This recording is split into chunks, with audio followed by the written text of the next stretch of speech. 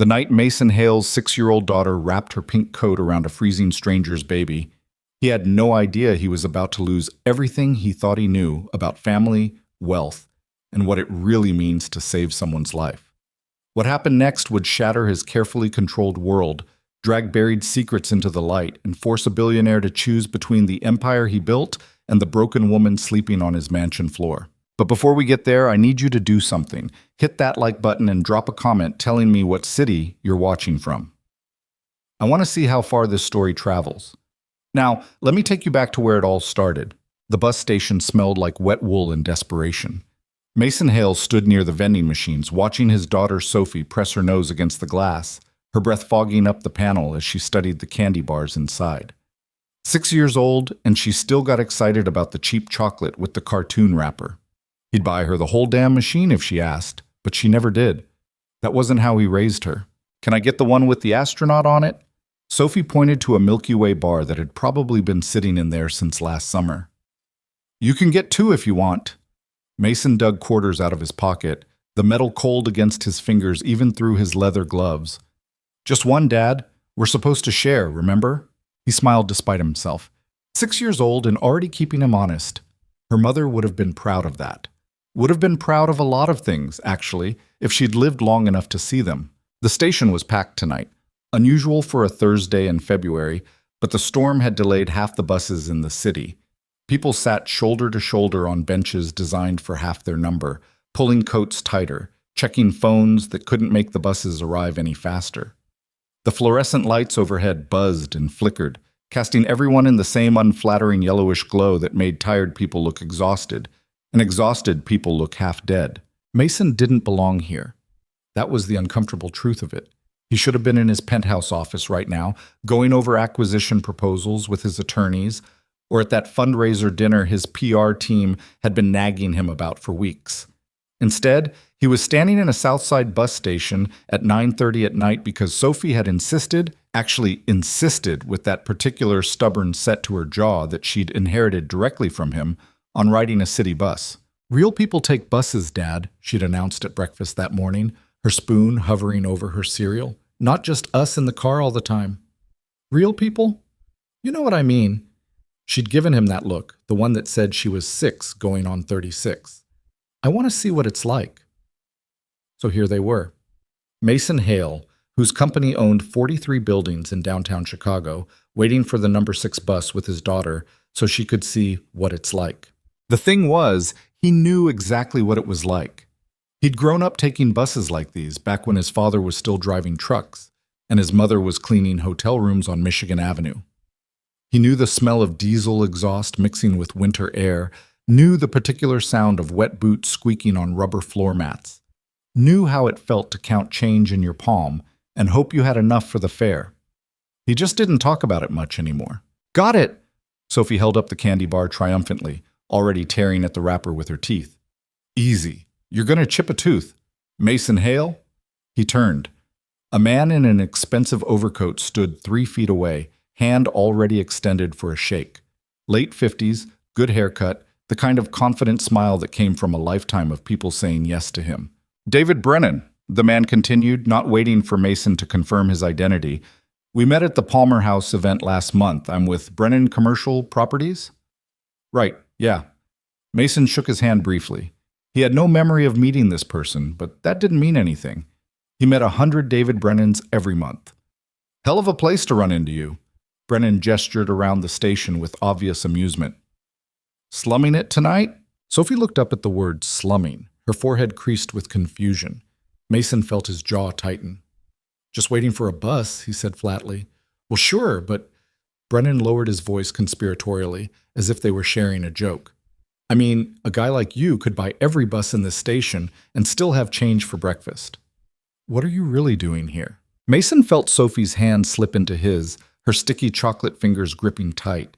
She did that when she sensed he was angry, even though he hadn't raised his voice or changed his expression. Kids picked up on things adults tried to hide. Teaching my daughter something, Mason said quietly. Teaching her what? How the other half lives? Brennan laughed, completely missing the ice in Mason's tone. That's rich. Hey, listen, I've been meaning to call you about that Wicker Park property.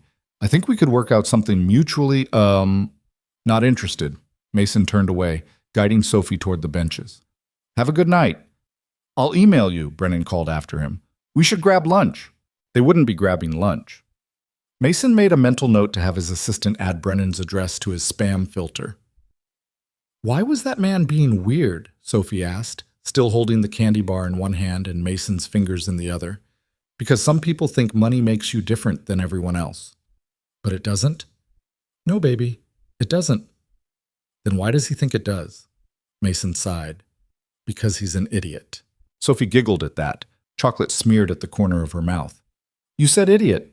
I did. Don't tell your teacher I taught you that word. They found a spot near the windows where they could watch the snow coming down outside. It was really coming down now, thick flakes that swirled and danced in the streetlight glow before piling up on the sidewalk. The weather report had called for 3 to 5 inches overnight. Mason figured they'd be lucky if it stopped at 8. The bus is late, Sophie observed, swinging her legs back and forth on the bench. Storm's slowing everything down. How late? Mason checked his phone. Probably another 45 minutes. That's almost an hour. Good math. She made a face at him, then went back to watching the snow. Mason let his gaze drift across the station, taking in the other stranded travelers. College kid with headphones and a backpack covered in band patches. Elderly woman clutching a shopping bag like it might try to escape. Construction worker still in his dusty boots, asleep sitting up with his chin on his chest.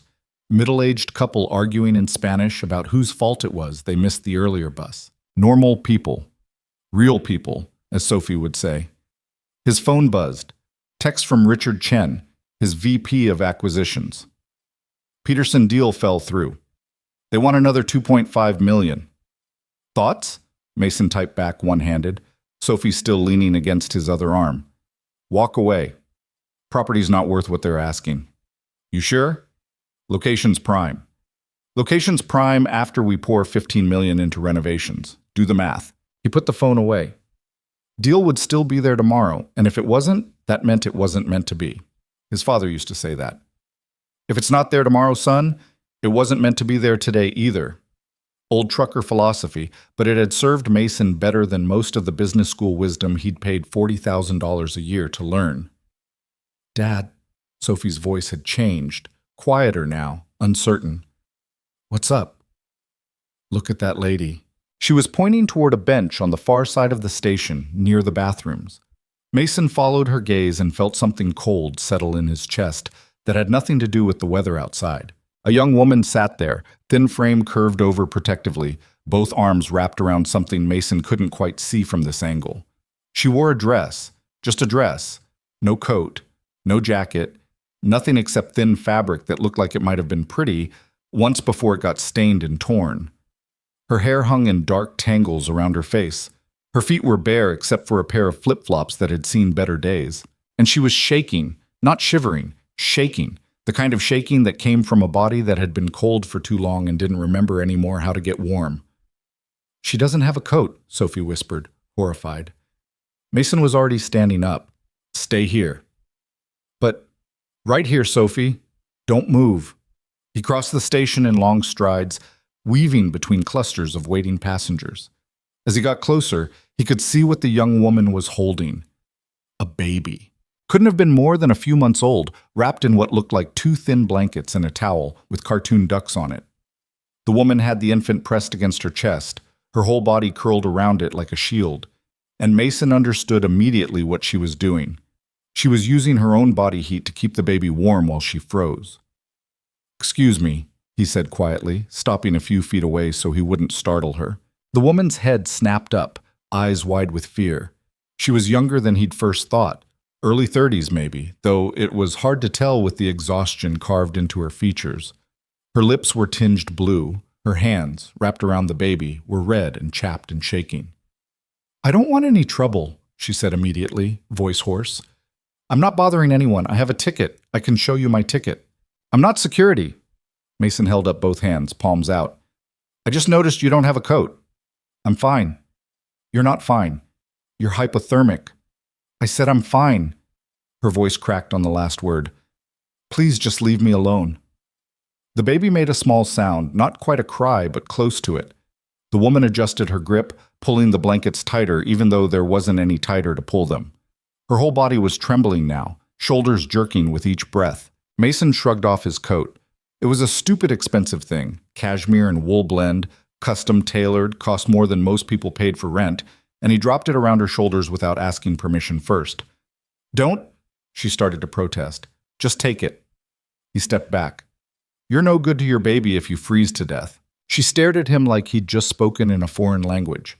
Her hands came up slowly, pulling the coat tighter around herself and the infant, and Mason saw her eyes close for just a second. Relief? Or maybe just the shock of warmth after going without it for too long. "Thank you," she whispered. "When's your bus?" "I don't—" She swallowed hard. "I don't know. I'm just waiting until morning. They said there's a shelter that opens at 6. I just have to make it until 6? Mason checked his watch. "That's 8 hours from now. We'll be okay." "You won't." He crouched down so they were eye level, keeping his voice gentle. "Look, I'm not trying to scare you, but you're showing signs of serious hypothermia. Your lips are blue. You can't stop shaking. If you stay here like this for 8 more hours, I don't have anywhere else to go." It came out sharp, defensive, and the baby startled in her arms, letting out a thin wail. I'm sorry." She was talking to the baby now, rocking slightly, voice breaking. "Shh, it's okay, Lucy. Mama's sorry. Everything's okay." Lucy. The baby's name was Lucy. Mason glanced back across the station. Sophie was still sitting on their bench, watching intently. Even from here, he could see the worry on her face. He made a decision. "Come with me," he said. "What?" "Come with me. You and Lucy. I have a car parked 2 blocks from here. I'll drive you to a hospital." "No hospitals." She shook her head frantically. "They'll take her. They'll say I can't take care of her and they'll take her away." "No one's taking your baby." "You don't know that. You don't—" Her voice caught. "You don't know what they do to people like me." Mason stayed crouched in front of her, not moving closer, letting his presence be steady instead of threatening. This woman had been hurt before, probably more than once. She'd learned to expect the worst from strangers, and right now he was just another stranger asking her to trust him. "You're right," he said finally. "I don't know. But I do know you can't stay here all night, and I know that baby needs to be somewhere warm. I can't just leave with you. I don't even know your name." "Mason. Mason Hale. And you are—" She hesitated, studying his face like she was trying to read a map written in a language she'd never learned. "Elena," she said at last. "Elena Brooks." "Okay, Elena. Here's what I'm proposing. No hospitals if you don't want them, but come back to my house just for tonight. Get warm, get some food in you. Let Lucy sleep somewhere that isn't a bus station bench. In the morning, if you want to leave, I'll drive you anywhere you need to go, no questions asked." "Why would you do that?" Good question. Mason didn't have a good answer, at least not one he could articulate in a way that wouldn't sound insane. "Because my daughter is watching, and I want her to see me do the right thing. Because 10 years ago my wife died, and I still remember what it felt like to be that helpless and alone. Because you're sitting here sacrificing your own warmth for your baby, and that's the kind of thing that deserves something better than a freezing bus station bench. Because it's cold," he said instead. "And you need help." Elena's eyes filled with tears. She blinked them back hard, jaw clenched, like she'd spent so long learning not to cry that the tears didn't know anymore where they were allowed to go. "I can't pay you," she said quietly. "I'm not asking you to. I don't have anything to give you. I'm not asking for anything." She looked down at Lucy, still wrapped tight against her chest, and something in her expression crumbled. The fight went out of her shoulders. The fear was still there. Mason could see it in the way she held herself, ready to run, but underneath it was something else. Exhaustion. The bone-deep kind that came from fighting too long with no end in sight. "Okay," she whispered. "Okay, just for tonight." Mason stood up, offered his hand to help her to her feet. She took it, gripping tight, like she needed the support, and he could feel how cold her fingers were even through the coat she was now wrapped in. "My daughter's with me," he said, guiding her back toward where Sophie waited. "Her name's Sophie. She's harmless, I promise." "I have a daughter." Elena's voice was barely audible. I can see that. No, I mean, I had... She stopped walking, stopped talking, looked at him with eyes that held too much pain for someone her age. I had another daughter, before Lucy, but I lost her. Mason didn't ask how, didn't ask where or when or what happened, just nodded, let the information settle between them, and kept walking. Sophie jumped up when she saw them approaching. Dad, is she okay? Is the baby okay? They're going to be fine. Mason put a hand on Sophie's shoulder. This is Elena and her daughter Lucy. They're going to come home with us tonight. Sophie's eyes went wide. Really? Really? But... Sophie looked at Elena, then back at Mason, then at the bundle in Elena's arms. The baby doesn't have a coat either. Before Mason could respond, Sophie was already unwrapping her own pink winter coat, the puffy one with the sparkly zipper she'd picked out herself last November and wore every single day. Here, she held it out to Elena. For Lucy, so she doesn't get cold. Elena stared at the coat like Sophie was offering her a bar of solid gold. I can't take your coat, sweetheart. But the baby needs it more than me. Sophie's voice was matter-of-fact, stating a simple truth. I have my dad.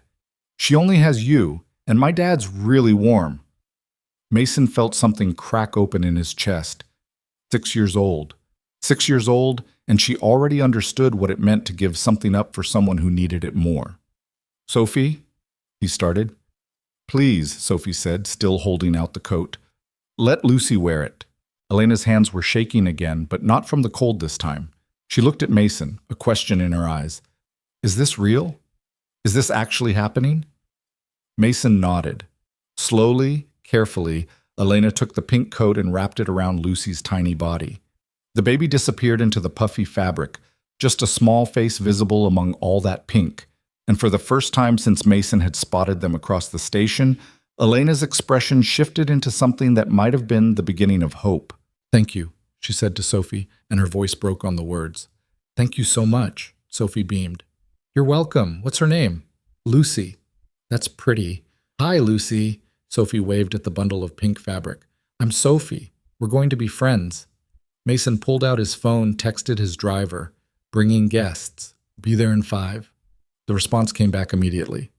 How many guests, sir? 2. Mother and infant. Have Rosa prepare the guest room. Right away.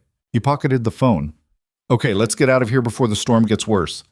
They made their way toward the exit, Sophie chattering away at Elena about her school and her favorite movies, and did Lucy like dinosaurs because Sophie had a really good dinosaur book they could share. Elena listened without saying much, still walking like she expected someone to stop them, to tell them this was all a mistake, to send her back out into the cold. No one stopped them. The storm hit them full force the moment they stepped outside. Wind that cut through clothes and snow that stung exposed skin, and the kind of cold that made breathing hurt. Mason put himself on the windward side, trying to block the worst of it from Elena and the baby. Sophie grabbed Elena's free hand and pulled her forward, navigating the icy sidewalk with the confidence of a kid who'd never doubted that the world would catch her if she fell. The car was where Mason had left it, a black SUV with tinted windows and heated leather seats, and enough room for half a dozen people. His driver, Thomas, already had the engine running and the back door open. Evening, sir. Ma'am? Thomas nodded to Elena with the same professional courtesy he'd give anyone. Not a flicker of surprise or judgment on his face despite Elena's bare feet and thin dress, and the fact that she was climbing into a $100,000 vehicle carrying everything she owned in 2 torn blankets. Thank you, Elena whispered, sliding into the back seat. Sophie climbed in after her, still talking. This is Thomas. He drives us everywhere. He's really nice and he always has gum, even though Dad says I'm not supposed to have gum, but Thomas gives it to me anyway. Don't you, Thomas? I have no idea what you're talking about, Miss Sophie. Thomas caught Mason's eye in the rearview mirror, the ghost of a smile on his face. Mason got in, pulled the door shut, and the world went quiet. Warm air surrounded them. The storm became a distant thing happening on the other side of glass. Sophie kicked off her snow boots and tucked her feet under her. Elena sat perfectly still, arms still wrapped around Lucy, eyes fixed on the window like she was memorizing the route in case she needed to find her way back. Heat okay? Thomas asked. I can turn it up if... It's perfect. Elena's voice was small. It's perfect. They drove through empty streets, snow piling up on abandoned cars and shuttered storefronts. The city looked different at night like this, quieter, lonelier, all the sharp edges softened by snow and darkness. Mason watched Elena watching the passing buildings, saw her shoulders slowly start to relax as the warmth seeped into her body. Lucy made a small sound, something between a coo and a sigh, and Elena looked down at her daughter with an expression Mason recognized: love and terror in equal measure. The knowledge that you'd do anything, absolutely anything, to protect this tiny person who'd been dropped into your life without warning or instruction manual. "How old is she?" he asked. 4 months? Elena adjusted the pink coat around Lucy's body. 4 months and 3 days. "She's beautiful." "Thank you." Elena's voice was almost inaudible. "She looks like her father." Mason didn't ask about the father. The fact that Elena was alone with a 4-month-old baby in a bus station at 10 o'clock at night told him everything he needed to know about where the father was. Sophie had gone quiet, head resting against Mason's shoulder, eyes starting to droop. It was past her bedtime, way past it, but she fought sleep like she always did, determined not to miss anything important. "Almost home," Mason said softly, and Sophie nodded without opening her eyes. 20 minutes later, Thomas pulled through the gates of Mason's property and up the long curved driveway to the house. Elena sat up straighter, staring through the windshield at the mansion that appeared through the snow. "This is your house?" Her voice had gone flat with disbelief. "Yeah." "This whole thing?" "Yeah." She turned to look at him, really look at him, and Mason saw her putting pieces together: the expensive coat, the private driver, the casual way he'd offered to bring a stranger home without checking with anyone first. "Who are you?" she asked. "I told you, Mason Hale." "That doesn't mean anything to me," Sophie piped up, eyes still closed. "My dad owns buildings." "I'm in real estate," Mason clarified. "He owns a lot of buildings," Sophie continued. "Like a lot, a lot. Our teacher said he's one of the richest people in Chicago, but Dad says that's rude to talk about, so we don't talk about it." Elena was still staring at Mason, and he could see her doing the math, figuring out exactly what kind of person she'd just agreed to go home with, wondering if she'd made a terrible mistake. "I'm not going to hurt you," he said quietly. "Either of you. I promise. People who hurt you always promise they won't." "You're right, they do." He met her eyes, held her gaze. "So I won't make promises. I'll just show you. Come inside, get warm, and see for yourself." The car stopped.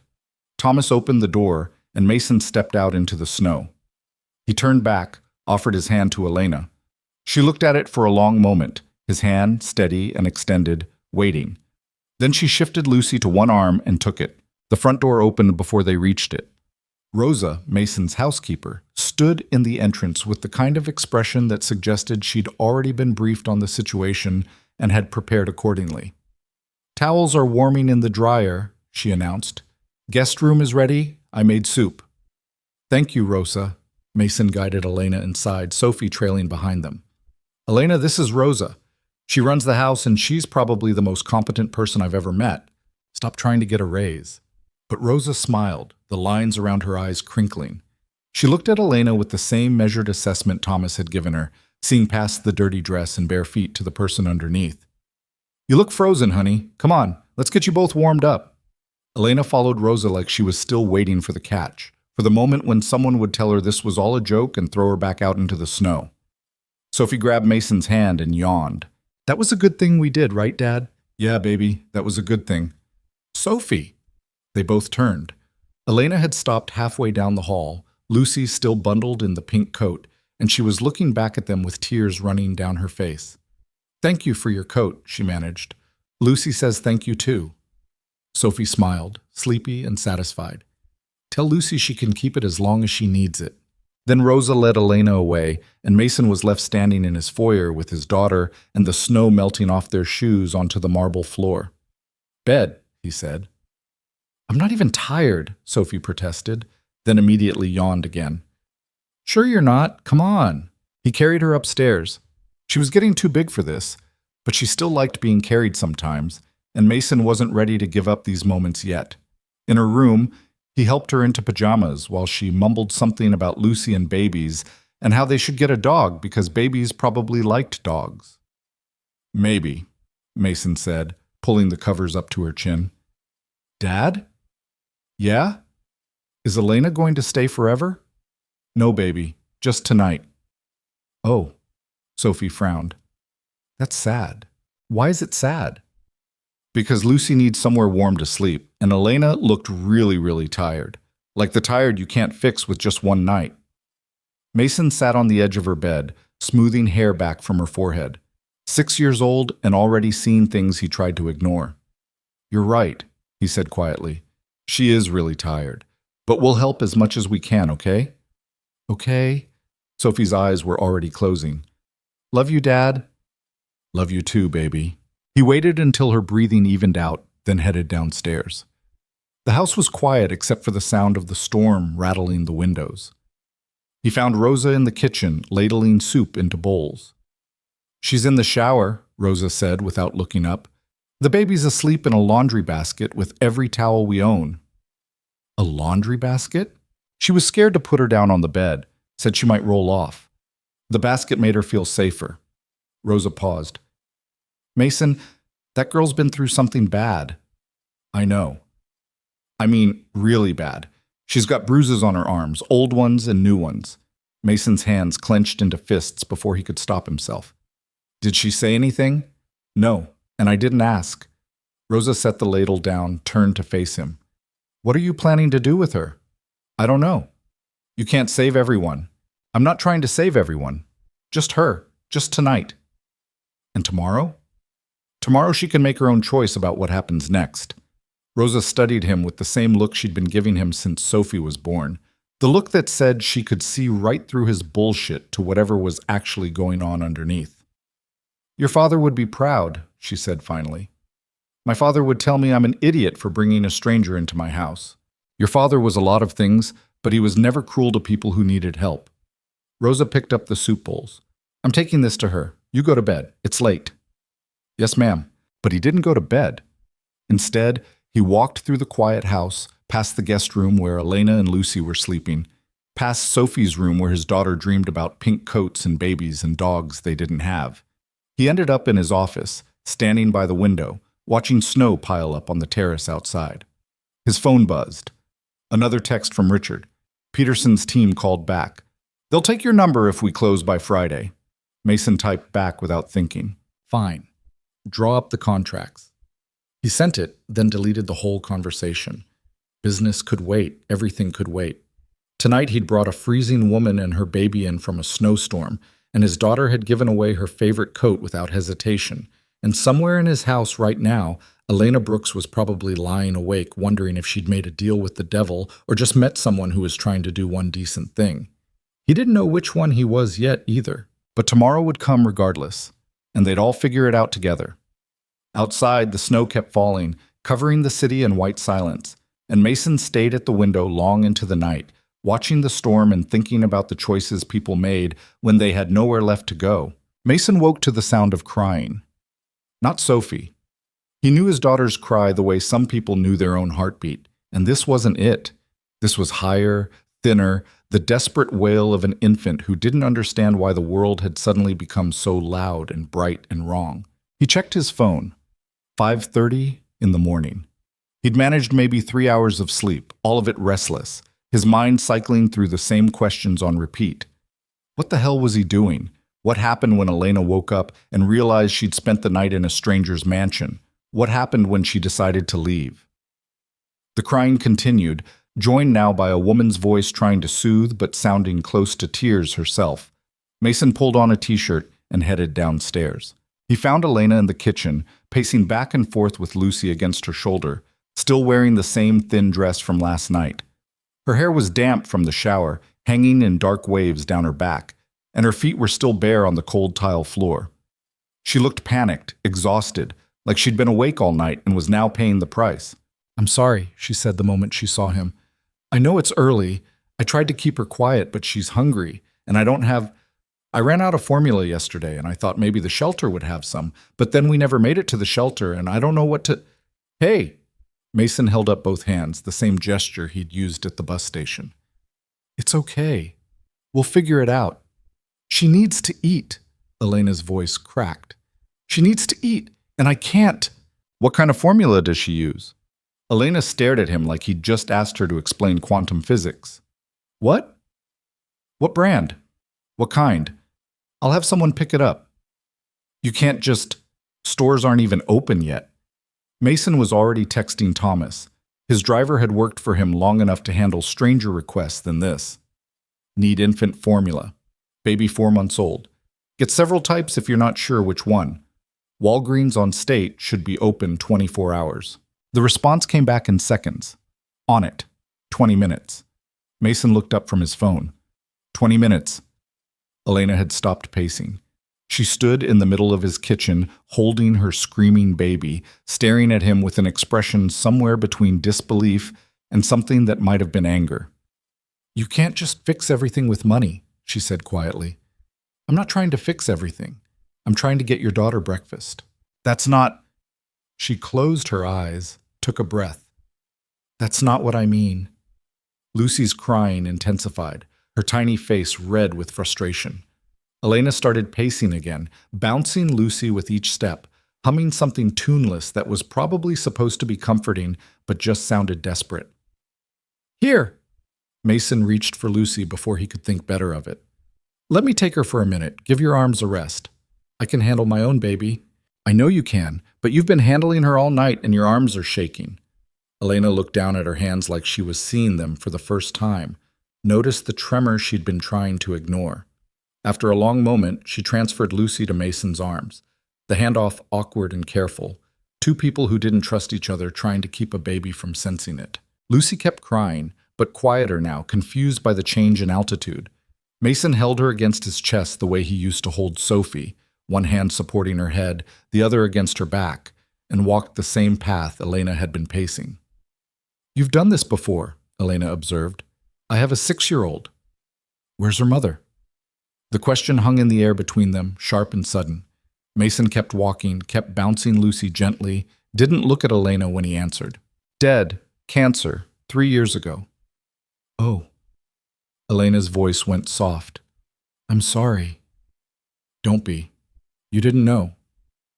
Still, that must have been hard. It was. Mason turned at the end of the kitchen, started back the other way. Still is, some days. Lucy had stopped crying, replaced now by small hiccuping sounds as she tried to decide whether this new person holding her was acceptable or not. Mason could feel her little heart beating fast against his chest, could smell whatever cheap soap Elena had used to bathe her, could see the fine, dark hair that stuck up in all directions, no matter how much Elena probably tried to smooth it down. She looks like you, he said. Elena made a sound that wasn't quite a laugh. Everyone says she looks like her father. Then her father must look like you. He doesn't. Elena wrapped her arms around herself, suddenly looking very small in his kitchen. He looks like the kind of man who leaves when things get complicated. Mason didn't respond to that. Just kept walking, kept holding Lucy, let the silence stretch out until Elena decided whether she wanted to fill it or not. She did. His name was Derek, she said quietly, staring at the floor. We met at a bar where I was waitressing. He had this smile. You know the kind, where you think maybe this person sees something in you that nobody else does? We dated for 6 months before I got pregnant. He said all the right things, said he wanted to be a father, said we'd figure it out together. Lucy made a small sound, something between a coo and a sigh. Mason adjusted his grip, swaying slightly. When did he leave? He asked. I was 7 months along. Came home one day and he'd cleared out his stuff. Left a note saying he wasn't ready to be a dad after all. Like that was news. Like we hadn't spent 7 months getting ready for this baby together. Elena's voice had gone flat. The way people's voices went when they were talking about something that had hurt them too much to feel anymore. I tried calling him, texting. His mother said he'd moved to Arizona, didn't leave a forwarding address. I'm sorry. Don't be. I should have seen it coming. She finally looked up at him, eyes dry but haunted. You want to know the really stupid part? I had another daughter, before Lucy. Her name was Emma. She was 3 years old and she was perfect, and I lost her because I was stupid and desperate and I trusted the wrong person. Mason stopped walking. Lost her how? Derek wasn't the first mistake I made. Elena's hands were shaking again, clenched into fists against her sides. Before him, there was someone else. Someone worse. Emma's father. He had this way of making you feel like everything was your fault, you know? Like if you just tried harder, did better, didn't make him angry, everything would be fine. He hurt you. It wasn't a question. Elena nodded anyway. He hurt both of us, me and Emma, and I kept telling myself it wasn't that bad, that he didn't mean it, that I could fix it if I just... Her voice cracked. One night he hit Emma so hard she had to go to the hospital. The doctors called CPS. They took her, said I'd failed to protect her, said she wasn't safe with me. Mason felt something cold settle in his chest. Where is she now? Foster care. Somewhere. They wouldn't tell me where. Said I needed to complete parenting classes and anger management and drug tests. I don't even do drugs. And prove I could provide a stable home before they'd even consider reunification. So I did all of it, every single thing they asked for. Took classes, passed tests, got restraining orders against Emma's father. It took 2 years. Did you get her back? Elena's face crumpled. No. By then they said she was bonded with her foster family, said it would be traumatic to move her. They terminated my parental rights and finalized the adoption. I haven't seen my daughter in 4 years. Lucy chose that moment to start crying again, sensing her mother's distress through whatever mysterious frequency babies operated on. Mason passed her back to Elena, watched Elena pull her daughter close and breathe in the smell of her hair like it was the only thing keeping her upright. That's why you were so scared at the bus station, Mason said quietly. When I mentioned the hospital, I can't lose another baby. Elena's voice was barely a whisper. I can't. I'll die before I let them take Lucy away from me. No one's taking Lucy. You don't know that. You can't promise that. She looked at him with eyes that had seen too much, expected too little. I'm homeless. I don't have a job. I've been living in shelters and bus stations for 4 months trying to keep her fed and safe. One call to the right people and she's gone. Then we don't make that call. It's not that simple. Sure it is. Mason leaned against the counter, trying to project a calm he didn't feel. You need a place to stay. I have 40 rooms I'm not using. You need a job. I know half the employers in this city. You need to rebuild your life. I can help with that. Elena stared at him. Why? Why what? Why would you help me? You don't know me. I could be lying about everything. I could be dangerous. I could rob you blind the minute you turn your back. Are you planning to rob me blind? No, but then I guess I'll take my chances. The front door opened and closed.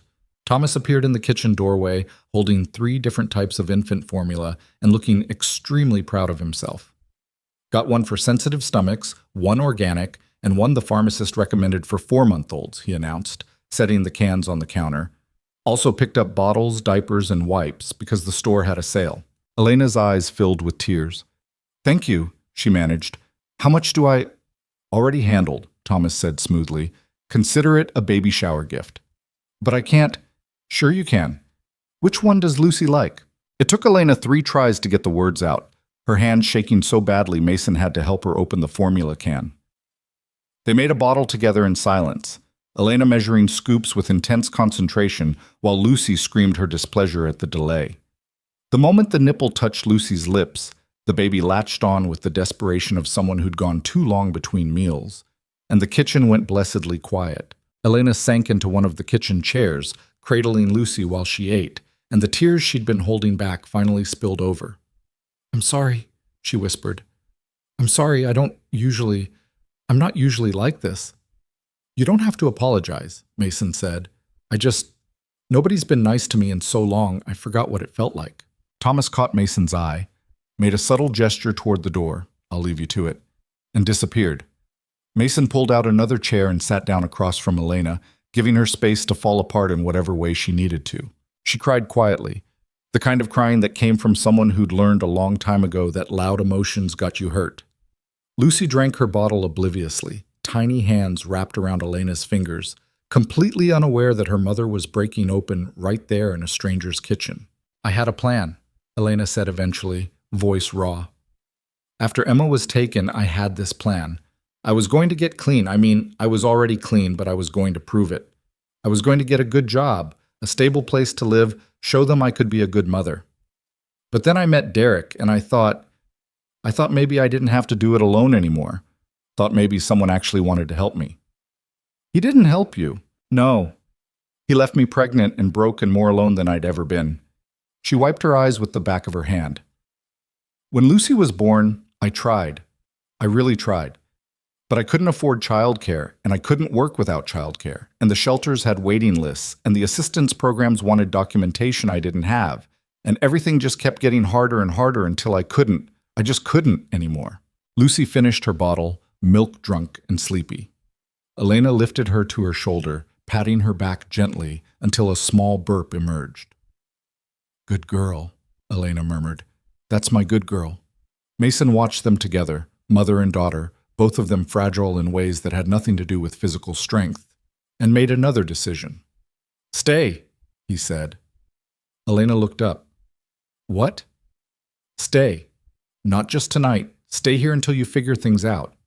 I can't ask you to—" "You're not asking, I'm offering." Mason leaned forward, elbows on his knees. "Look, I have this house that's way too big for two people.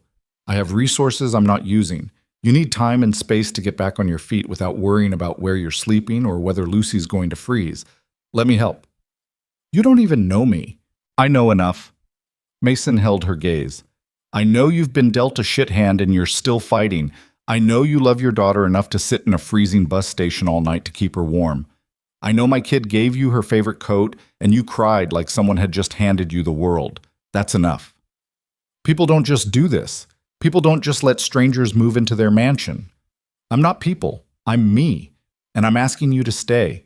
Elena looked down at Lucy, now asleep against her shoulder, tiny mouth open in that particular way sleeping babies had. When she looked back up at Mason, her eyes were still wet, but something had shifted in her expression. "What do you want in return?" she asked quietly. The question hit him harder than it should have. Like she'd spent so long having people take from her that she couldn't imagine someone giving without expecting payment. "Nothing," Mason said firmly. "I don't want anything from you. This isn't a transaction." "Everything's a transaction. Not this." "Then what is it?" Good question. Mason didn't have a good answer, not one that made sense even to himself. "Because my daughter's watching, and I want to show her the world doesn't have to be cruel. Because I spent 3 years watching my wife die and feeling completely helpless, and maybe this is a chance to actually help someone. Because you remind me of what it feels like to be drowning, and I know what it's like to need someone to throw you a rope. It's a guest room and some formula and time to figure out your next move," he said instead. "That's all." "For how long?" "As long as you need." "What if I need a year?" "Then you stay a year." "What if I need more?" "Then we'll figure it out when we get there." Elena studied his face for a long time, looking for the catch, the hidden angle, the moment when this would all make sense as something other than charity. Mason let her look. He didn't have anything to hide. "Okay," she said finally, voice barely audible. "Okay, but I want to be clear about something." "What's that?" "I'm not a project. I'm not some broken thing for you to fix so you can feel good about yourself. I'm staying because I need help and you're offering it, but the minute this becomes something else, the minute you start looking at me like I owe you something, I'm gone. Lucy and I are gone. Understood?" Mason nodded slowly. "Understood. Good." She stood up carefully, cradling Lucy against her chest. "I should put her down. She'll sleep for a few hours now. Guest room's already set up. Rosa put extra blankets in the closet if you need them." "Thank you." Elena paused in the doorway, looked back at him. "I mean it. Thank you for the formula and the room and just thank you." Then she was gone, footsteps quiet on the stairs, and Mason was alone in his kitchen with the early morning light just starting to filter through the windows. His phone buzzed. Text from Richard again. "Peterson contracts ready for review." "Need your signature by noon," Mason typed back. "Send them over. I'll look at them after breakfast." He made coffee, strong and black the way he liked it, and stood at the window watching the snow from last night slowly melt in the morning sun. The city was waking up, cars on the street, lights coming on in distant windows, the world spinning forward whether you were ready for it or not. Footsteps on the stairs announced Sophie's arrival before he saw her. She appeared in the kitchen doorway wearing mismatched pajamas and holding her stuffed elephant, hair sticking up in about 15 different directions. "Is Elena still here?" she asked immediately. "Yeah, baby, she's still here." "And Lucy?" "Lucy too."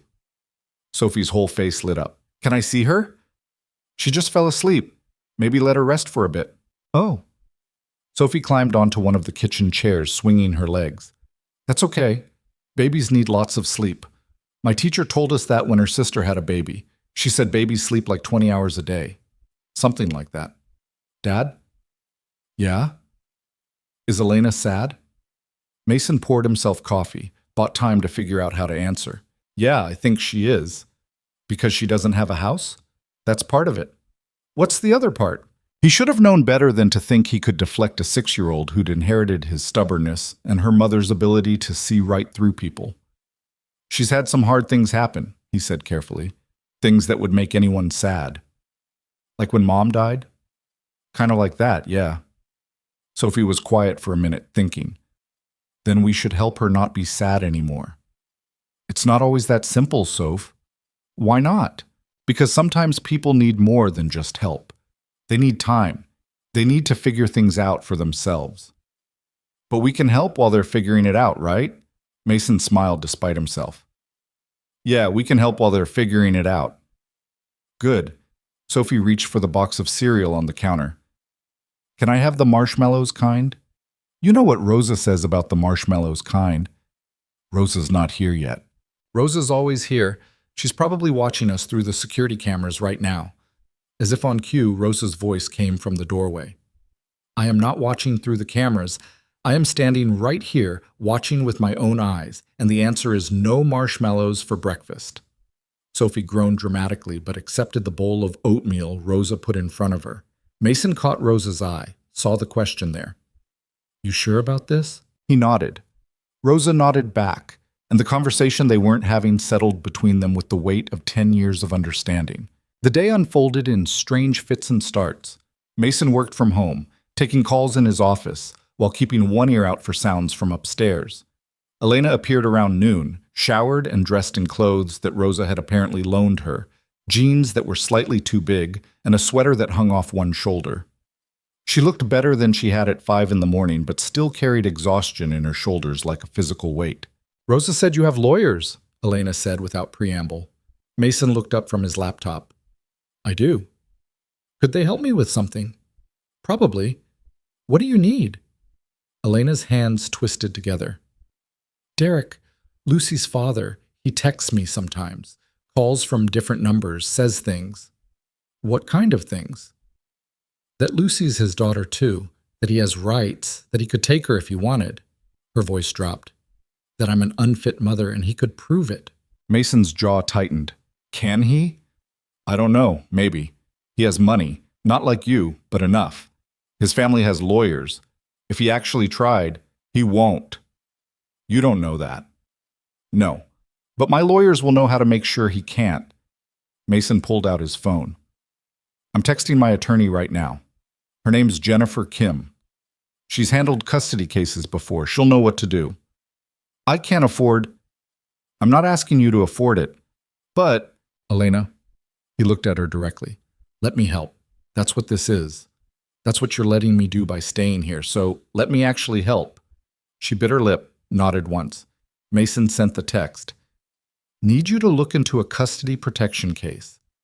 Father making threats. Mother has sole custody but no formal agreement. Can you come by the house tomorrow?" Jennifer's response came back immediately. "Is this for you?" "It's for a friend." "You don't have friends."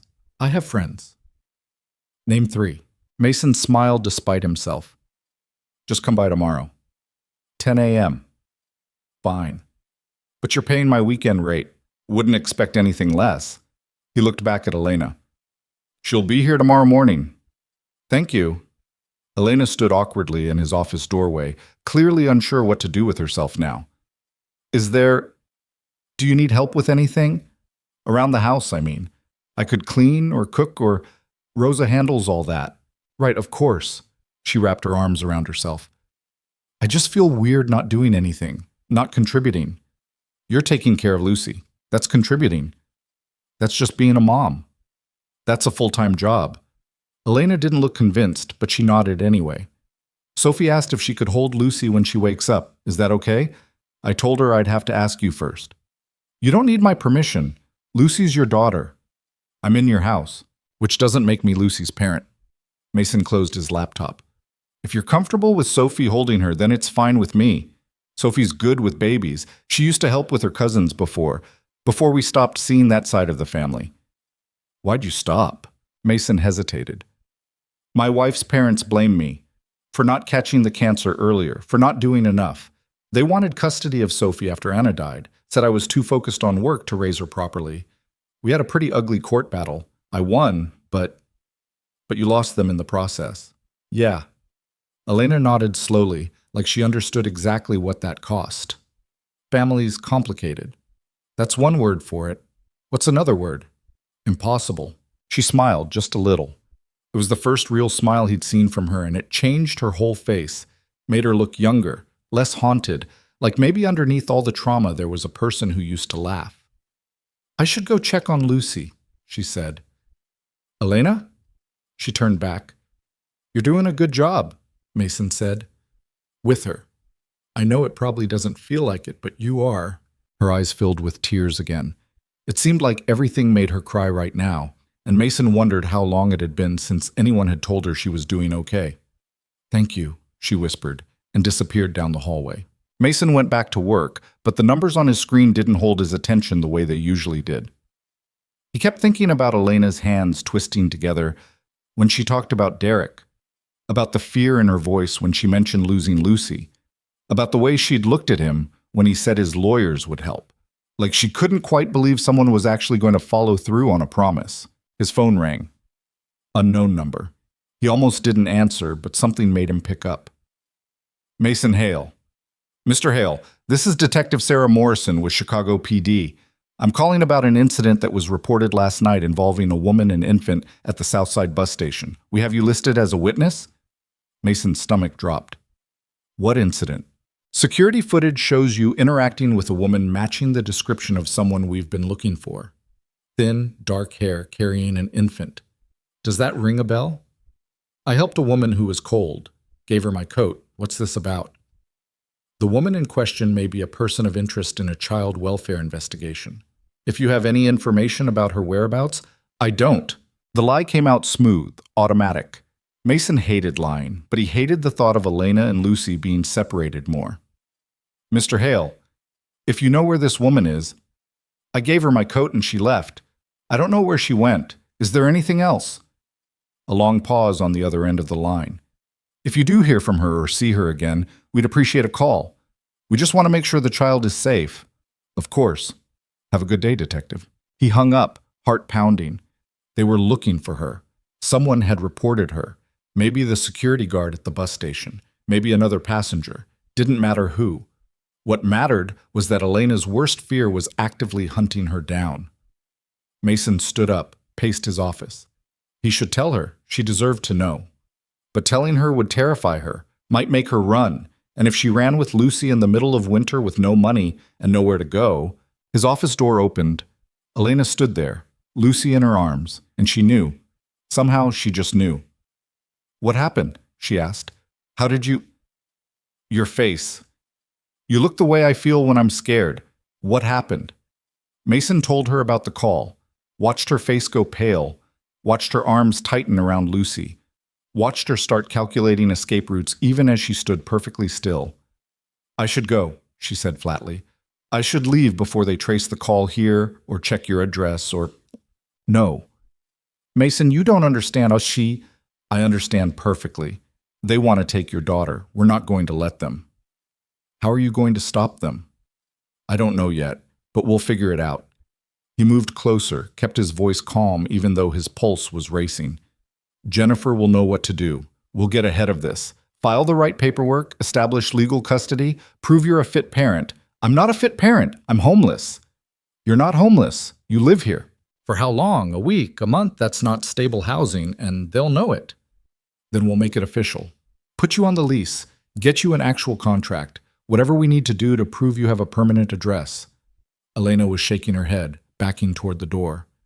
This was a mistake. I shouldn't have stayed. I shouldn't have let you... Elena, stop. I have to go. I have to take Lucy and go before they come here and find us. And what? You'll do what? Go back to the bus station? Sleep outside in February with a 4-month-old baby? How long do you think you'll last before someone else calls the cops? It was harsh, harsher than he meant it to be, but it stopped her retreat.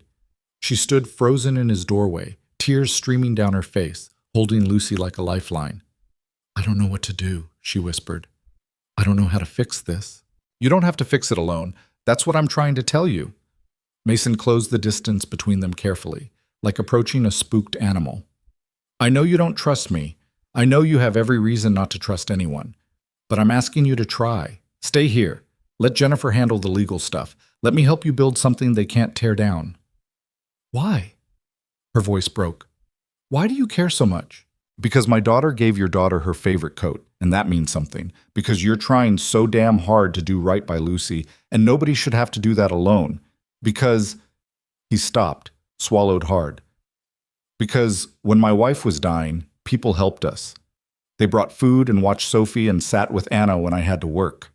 And I swore that if I ever got the chance to do that for someone else, to be that person who shows up when everything's falling apart, I'd do it. So let me do it. Us. Elena cried harder, but she didn't leave.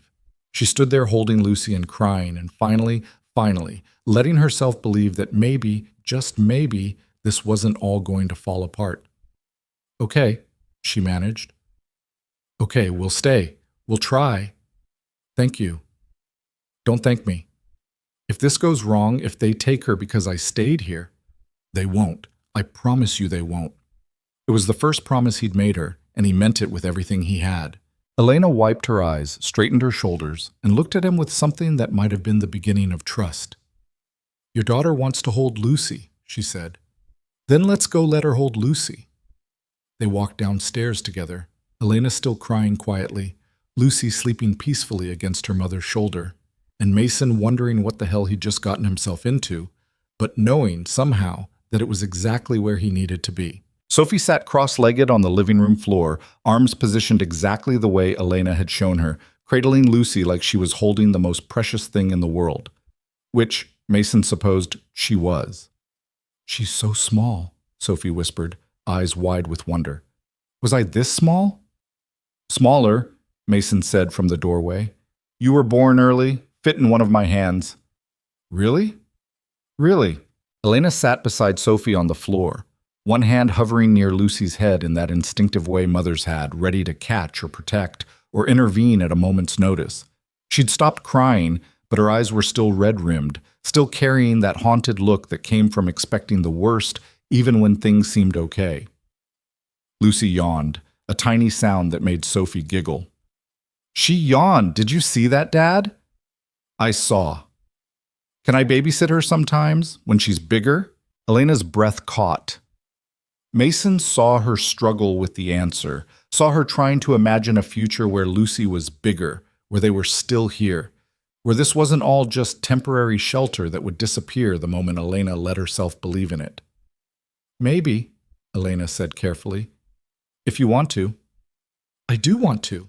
I could teach her things, like how to read and how to tie shoes and, oh, Dad, can we get her a bike when she's old enough? A pink one like mine used to be. Sophie, slow down. Lucy's 4 months old. I know, but I'm planning ahead. That's what you always say, right? Plan ahead? Mason smiled despite himself. That is what I always say. The doorbell rang. Rosa appeared from the kitchen, already moving to answer it, but Mason waved her off. I'll get it. He opened the door to find Jennifer Kim standing on his doorstep, laptop bag over one shoulder, wearing a suit that probably cost more than most people's cars, and an expression that said she was already regretting coming here on a Saturday. You're early, Mason said. I said 10 tomorrow. It's 10:15. Tomorrow is today. Let me in. It's freezing. Mason stepped aside. Jennifer walked past him into the foyer, took in the scene in the living room, Sophie holding a baby, Elena sitting nervously on the floor, the general atmosphere of domestic chaos that definitely hadn't been present the last time Jennifer visited. "What did you do?" she asked Mason flatly. "What do you mean, what did I do? You texted me about a custody case using the phrase, for a friend, which means it's definitely not for a friend, then told me to come to your house on a Sunday morning. It's Saturday. Which means whatever this is, it's urgent and probably illegal." "It's not illegal." "Yet." Jennifer set her bag down, turned to face him with arms crossed. "So, want to tell me what's actually going on?" Mason gave her the abbreviated version. Bus station, snowstorm, Elena and Lucy, the phone call from the detective. Jennifer listened without interrupting, her lawyer face firmly in place, giving away nothing. When he finished, she was quiet for a long moment. "You brought a homeless stranger and her infant to your house," she said finally. "Yes." "Without running a background check?" "Yes." "And now the police are looking for her. They're looking for someone matching her description. They don't know she's here." "Yet," Jennifer pinched the bridge of her nose. "Mason, you realize how this looks, right? You realize that if CPS gets involved, they're going to ask why a billionaire real estate developer is harboring someone they're actively investigating? I'm not harboring anyone. I'm providing temporary housing to someone in need. Temporary housing that you're now trying to make permanent via legal paperwork. Is that a problem?" "It's complicated." Jennifer pulled out her laptop. "Let me talk to her. Alone." Mason started to protest, but Jennifer cut him off with a look that had cowed prosecutors and judges and opposing counsel for the better part of 20 years. He backed down. "Elena," he called toward the living room, "could you come here for a minute?" Elena appeared in the doorway, Lucy back in her arms, looking like she was about to face a firing squad. Jennifer's expression softened slightly. She was good at reading people, and whatever she saw in Elena's face seemed to tell her something important. "I'm Jennifer Kim. I'm Mason's attorney." She extended a hand. Elena shook it hesitantly. "I understand you're in a difficult situation. I'd like to help if I can, but I need to ask you some questions first. Is that okay?" Elena nodded. "Good. Mason, go spend time with your daughter. We'll be in your office." It wasn't a request. Mason watched them disappear down the hallway, Jennifer already pulling out a legal pad, Elena's shoulders tight with tension.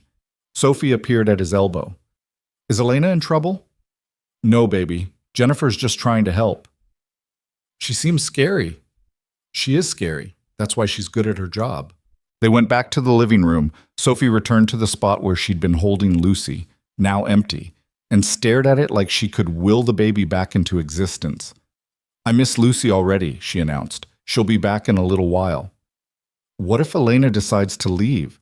What if she takes Lucy and goes away? Mason sat down beside his daughter on the floor. "Would that make you sad?" "Yeah, I like them." Sophie picked at the carpet. "Is that weird? That I like them even though we just met them?" "No, it's not weird. Mom used to say you could tell a lot about people right away, like if they were good or not. Do you think Elena's good?" Mason thought about Elena wrapping her body around Lucy in that freezing bus station, thought about the way she'd cried when Sophie gave her the coat, thought about how she'd looked when she talked about losing Emma. "Yeah," he said. "I think she's good." "Me too." Sophie leaned against his shoulder. "I hope she stays." "Me too, baby." They sat like that for a while, just the two of them in the quiet living room, waiting for whatever came next. In Mason's office, Jennifer had Elena sitting in the leather chair across from the desk, legal pad covered in notes, asking questions in the calm, methodical way that made terrified clients feel like maybe someone actually knew what they were doing. "So Derek Campbell is Lucy's biological father," Jennifer said, not looking up from her notes. "But he's never been listed on the birth certificate." "No." Elena's voice was small. "He was gone by the time she was born. I didn't know where he was. Didn't want to find him." "Has he provided any financial support?" "No." "Made any attempt to see Lucy?" "Just the text, threatening ones mostly, saying he could take her if he wanted, that I was unfit." "Do you still have those texts?" Elena pulled out a phone, old, cracked screen, the kind you could buy prepaid at a gas station. She handed it to Jennifer, who scrolled through the messages with an expression that got progressively colder. "This is harassment," Jennifer said flatly, "possibly extortion depending on how we frame it. Has he ever physically threatened you or Lucy?" "No, just words. Words can be enough." Jennifer made more notes. "Okay, here's what we're dealing with. You have sole physical custody of Lucy by default since Derek abandoned you before birth and isn't on the certificate, but without formal legal documentation, he could theoretically file for paternity and custody rights." Elena's face went pale. "Could he win?"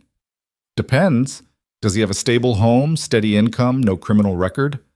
"I don't know. His family has money. They could afford good lawyers. So can you." Jennifer looked up. "Because Mason's going to pay for this, which means you have me, and I don't lose custody cases." "I can't let Mason—" "You can, and you will, because fighting this alone is how you lose Lucy." Jennifer's voice was gentle but firm.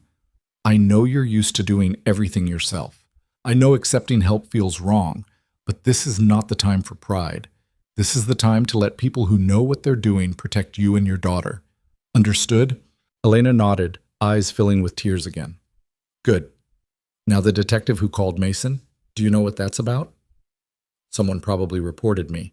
At the bus station or one of the shelters, said I wasn't fit to care for a baby." "Were you caring for her properly?" "I tried. I kept her warm, kept her fed, made sure she was clean.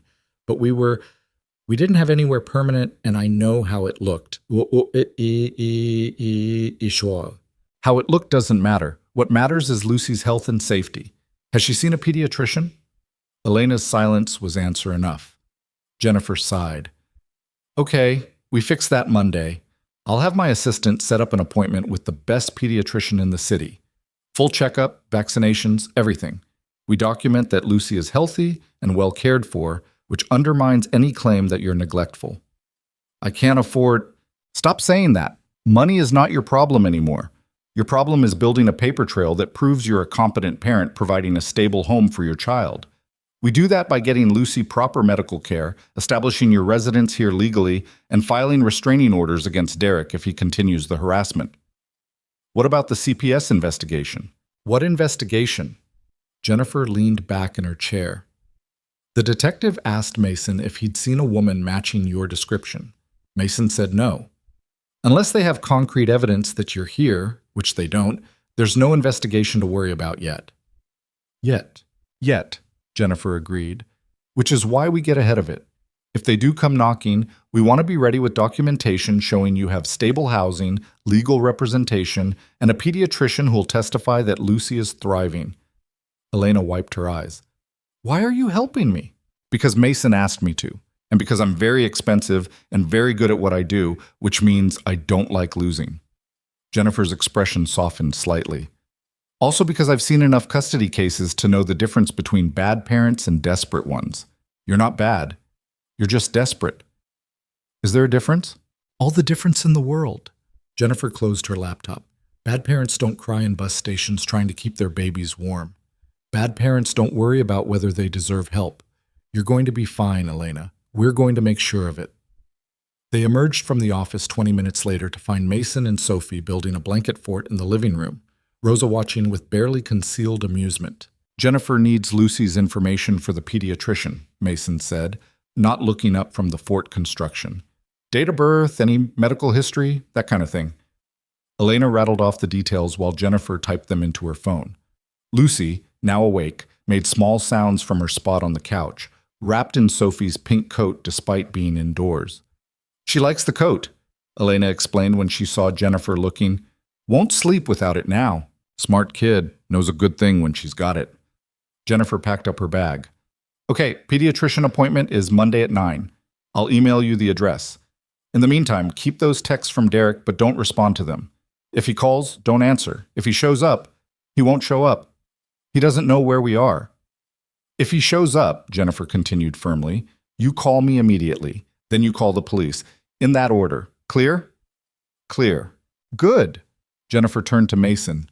"Walk me out." At the door, Jennifer lowered her voice. "You know what you're doing is insane, right?" "I've been told." I'm serious, Mason. You bring this woman into your home, you're opening yourself up to all kinds of liability. What if she robs you? What if she hurts Sophie? What if she's lying about everything and this whole thing blows up in your face? She's not lying. You don't know that. I know enough. Jennifer studied him for a long moment. This is about Anna, isn't it? Mason's jaw tightened. Don't. When Anna was sick, people helped you, brought food, watched Sophie, sat with her at the hospital, and you never forgave yourself for needing that help. Jennifer, so now you're trying to be the person who helps, trying to balance the scales. I get it, Mason, I do. But you can't save everyone just because you couldn't save your wife. That's not what this is it? Mason looked back toward the living room, where Elena was lifting Lucy into her arms while Sophie chattered about the blanket fort. Maybe it started that way, but it's not anymore. Then what is it? I don't know yet, but it feels right. Jennifer sighed.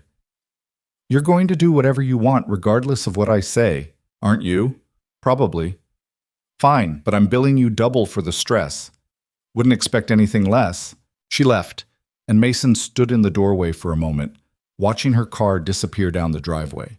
The sky had clouded over again, threatening more snow, and the temperature had dropped enough that he could see his breath in the air. Behind him, Sophie laughed at something Elena said, the sound bright and uncomplicated in a way that made Mason's chest ache. When was the last time his house had felt this alive?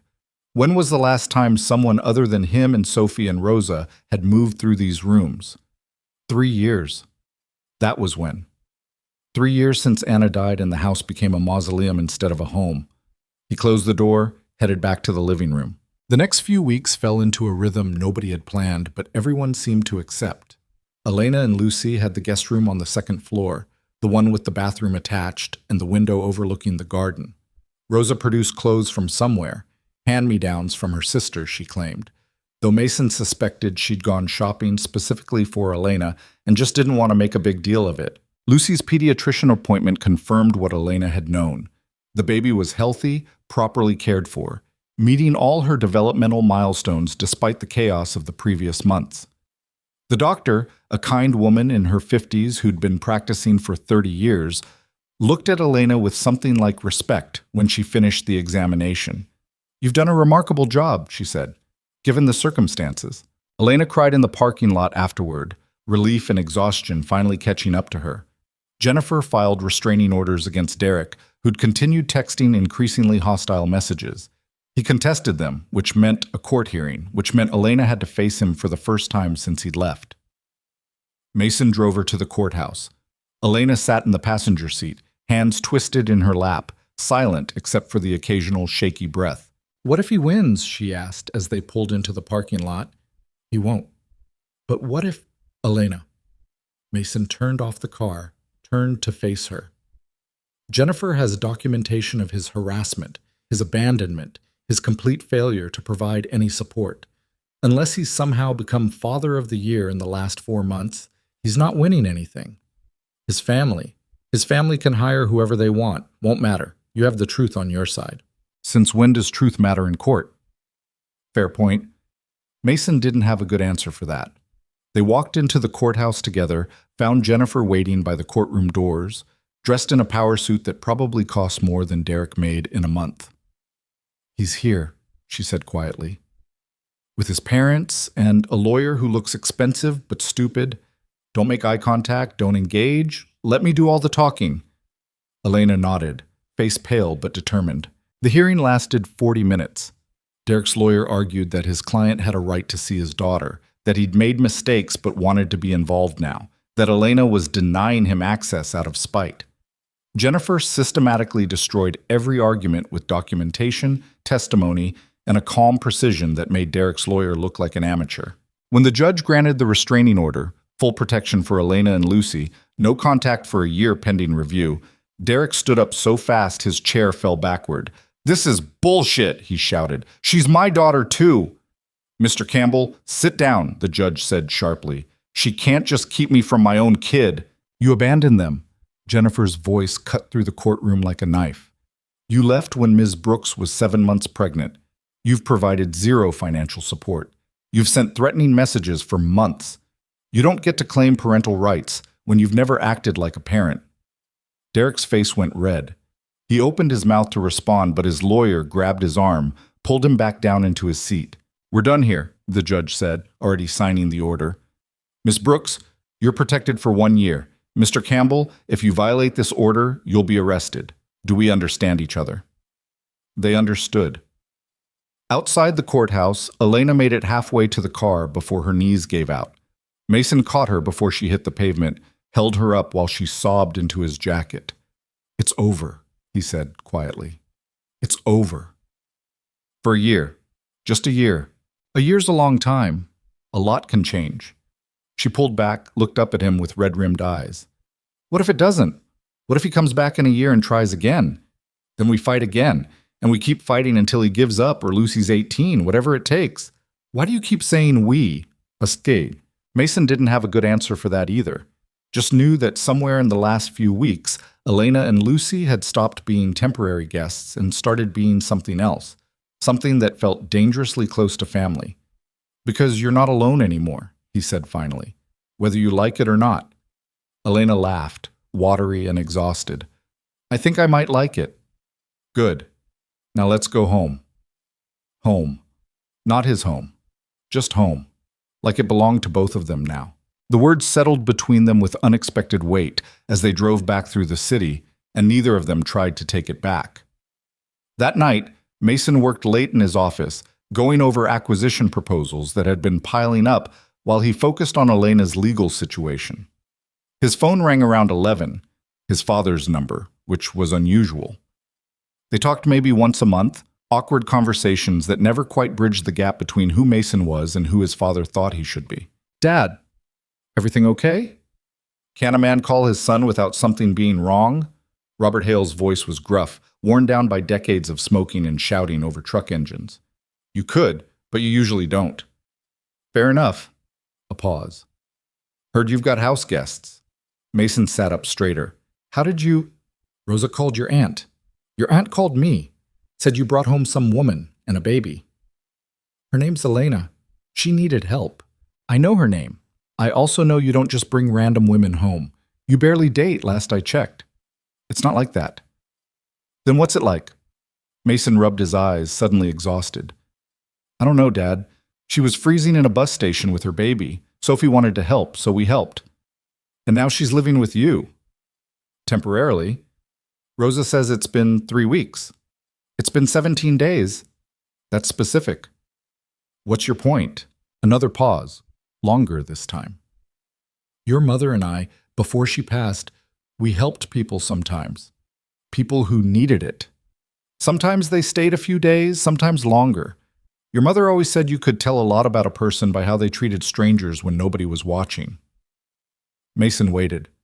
His father wasn't usually this philosophical. "I'm just saying," Robert continued, "if this Elena's good people, and if helping her feels right, then don't let folks talk you out of it just because it's unconventional. Unconventional's not always wrong." "Thanks, Dad." "Sophie doing okay with all this?" "She loves Lucy, wants to teach her how to read even though Lucy's 4 months old." Robert laughed, the sound rough but genuine. "That sounds like Sophie. She's a good kid, Mason. You're doing something right." "Trying to. That's all any of us can do." Another pause. "Take care of yourself, son. And take care of them." "I will." After he hung up, Mason sat in the darkness of his office, thinking about unconventional and about what it meant to help someone, and about the fact that his father, who'd spent 40 years hauling freight and never once expressed an emotion more complex than mild annoyance, had just given him permission to keep doing what his heart had already decided to do. Footsteps in the hallway announced someone's presence before they reached his office. Elena appeared in the doorway, Lucy asleep against her shoulder. "Sorry, I saw the light. Didn't mean to interrupt." "You're not interrupting. Everything okay?" "Lucy's being fussy. I was walking her around until she falls asleep." Elena shifted her weight, hesitant. "Can I ask you something?" "Sure."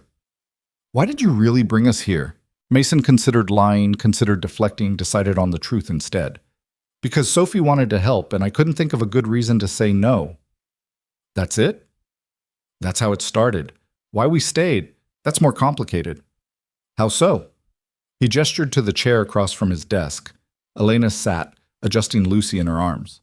After my wife died, Mason said slowly, this house got really quiet. Sophie and I, we went through the motions. Ate dinner, watched TV, went to bed, but it felt empty, like we were just killing time until something changed. And then we showed up, and then you showed up, and suddenly Sophie's laughing again. She's excited about things. She's asking to help with Lucy instead of spending all her time in her room, and I realized the house isn't quiet anymore. Elena was crying again, silently, tears tracking down her face in the dim light from the desk lamp. I'm sorry, Mason said quickly. I didn't mean to make you. No, it's... She wiped her eyes. Nobody's ever said we made their life better before. Usually it's the opposite. Usually we make things worse just by being there. You don't make things worse. Derek thought we did. Emma's father definitely did. Every social worker, every shelter manager, every person who looked at me like I was trash. They all thought Lucy and I made things worse. Then they were wrong. Or you are. Maybe. But I don't think so. Mason leaned back in his chair. You want to know what I think? What? I think you've spent so long being told you're not enough that you started believing it. But you are enough. You're a good mother, you're trying harder than most people would in your situation, and Lucy's lucky to have you. Elena looked down at her sleeping daughter, ran a gentle finger along Lucy's cheek. I lost Emma. How can I be a good mother when I lost my first daughter? You didn't lose her. She was taken from you. There's a difference. Is there? Yeah, one means you failed. The other means the system did. Mason's voice was gentle, but firm. You did everything they asked, Elena. Classes, tests, restraining orders. And they still took her. That's not on you. It feels like it's on me. I know, but feelings aren't facts. They sat in silence for a while, the only sound Lucy's soft breathing and the distant hum of the heating system. Outside, it had started snowing again, fat flakes drifting past the window. Mason? Elena's voice was barely a whisper. Yeah. Thank you for everything. For the lawyers and the doctors and the... Just thank you. You're welcome. I'm going to pay you back, somehow. I don't know how yet, but I will. You don't have to. I want to. I need to. She stood up, cradling Lucy carefully. I should let you get back to work. Elena? She turned in the doorway. You're not temporary, Mason said. I know that's what we keep calling this, but you're not. You and Lucy, you're part of things now, whatever that means, wherever it goes. You're not temporary. Elena's breath caught. What are you saying? I'm saying stay. Not just until you find something else. Stay, because this is home now. Mason, you don't have to answer right now. Just think about it, okay? She nodded, unable to speak, and disappeared down the hallway. Mason turned back to his computer, but the acquisition proposals didn't hold his attention anymore. He kept thinking about Elena's face when he said home, about Sophie teaching Lucy the alphabet, even though Lucy couldn't talk yet, about the way the house felt different now, fuller, warmer, more alive than it had been in 3 years. His phone buzzed, text from Jennifer. Derek's lawyer filed an appeal. They're pushing for visitation rights. Mason's jaw clenched. Can they win? Not if I have anything to say about it. But it's going to be a fight. Then we fight. He put the phone down, stood up, walked to the window. The snow was coming down harder now, accumulating on the terrace, on the bare trees, on the city stretched out below. Somewhere out there, Derek Campbell was planning his next move, trying to figure out how to take Lucy away from the only parent she'd ever known. Not on Mason's watch. He'd built an empire from nothing, had survived his wife's death without falling apart, had learned how to be both mother and father to a daughter who deserved better than a broken parent. He could handle one deadbeat father with a superiority complex. The house settled around him, creaking and sighing the way old houses did. Somewhere upstairs, Elena was putting Lucy to bed. Sophie was probably asleep already, dreaming about babies and pink coats and the family that had unexpectedly expanded to include 2 people she'd known less than a month. And Mason stood at the window watching snow fall on Chicago and made a promise to people who couldn't hear him. Nobody was taking Lucy. Nobody was forcing Elena to leave. This family, however unconventional, however unexpected, was his to protect now. and he'd burn his empire to the ground before he let anyone tear it apart. The appeal hearing was scheduled for March, which gave them 6 weeks to prepare. 6 weeks that turned into a strange kind of domestic routine Mason hadn't experienced since before Anna got sick. Elena started working, not because Mason asked her to, but because staying in the house all day was driving her crazy. She'd found a job at a medical clinic on the north side, filing, answering phones, nothing glamorous, but it was something. Rosa watched Lucy during the day, which seemed to delight Rosa more than anyone expected. "I raised 4 children," Rosa announced when Elena tried to apologize for the imposition. "One more baby in this house is not an imposition. It's a blessing." Sophie had opinions about Lucy's development that she shared with anyone who'd listen. At dinner one night, she informed the table that Lucy had smiled at her, which meant Lucy clearly recognized her as family now. "She's 3 months old," Mason pointed out. "That might have just been gas." "It was not gas, Dad. It was a smile. A real smile. Tell him, Elena."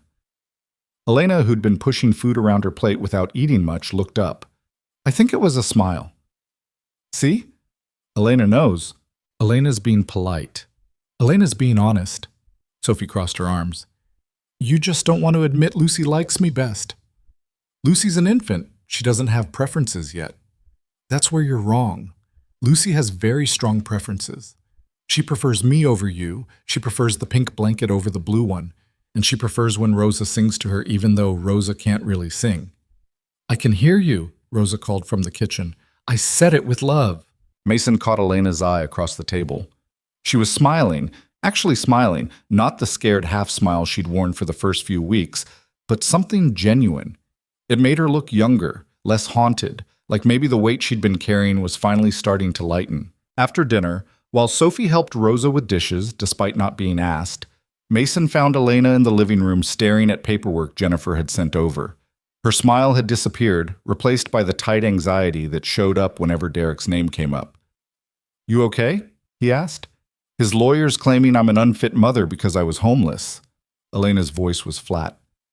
"Says Lucy was living in dangerous and unstable conditions, and Derek can provide better.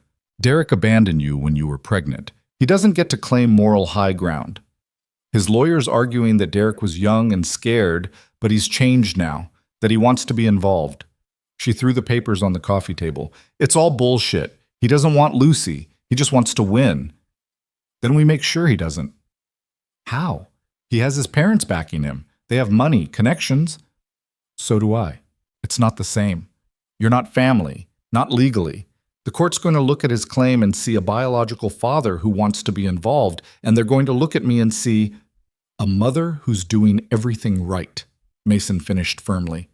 "Who has stable housing, steady employment, legal representation. Who has documentation from Lucy's pediatrician saying she's thriving. Jennifer knows what she's doing, Elena. Trust her." "I'm trying. It's just..." Elena wrapped her arms around herself. "I can't lose another daughter. I can't go through that again." Mason sat down beside her on the couch, close enough to be supportive, but not so close it felt invasive. "You're not going to lose Lucy.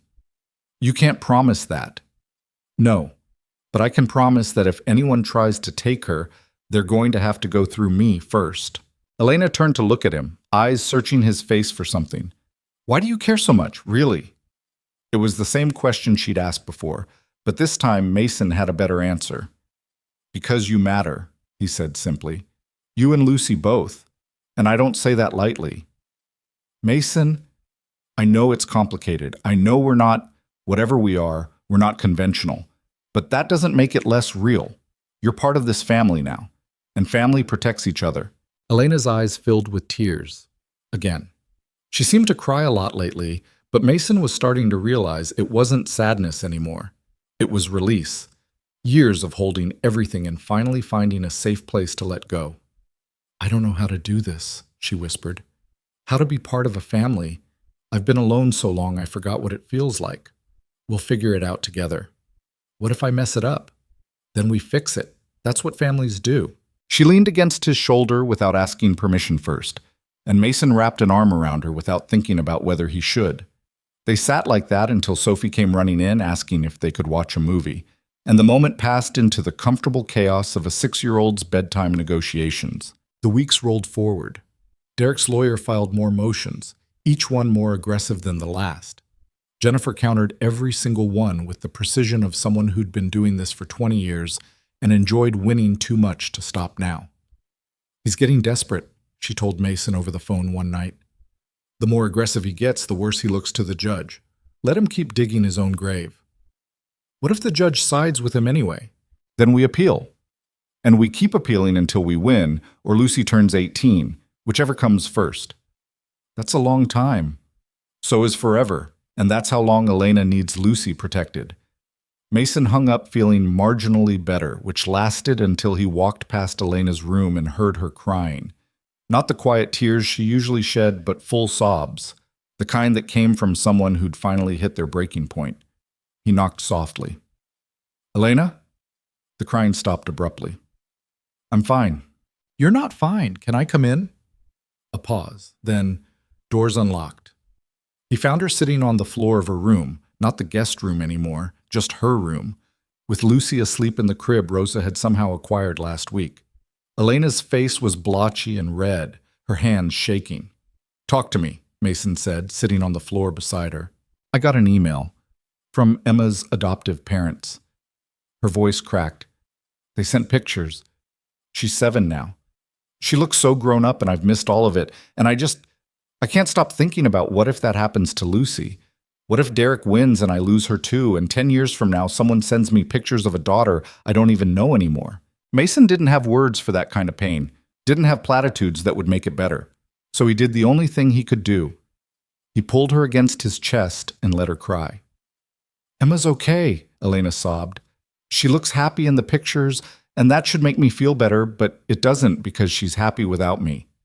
She has a family, and I'm not part of it, and Lucy's all I have left, and if Derek takes her, he won't." "You don't know that." "No, but I know I'll do everything in my power to make sure it doesn't happen. And so will Jennifer, and if that's not enough, we'll find something that is." Elena cried until she didn't have tears left, until she was just breathing shakily against his shoulder while Lucy slept peacefully a few feet away. Mason held her and wondered when exactly this had stopped being about charity and started being about something else entirely. Eventually, Elena pulled back, wiping her face with her sleeve. "Sorry, I got your shirt all wet." "I have other shirts." "Still, I shouldn't have—" "Elena." Mason waited until she looked at him. "You're allowed to fall apart sometimes. You're allowed to be scared and angry and whatever else you're feeling. You don't have to be strong every second of every day.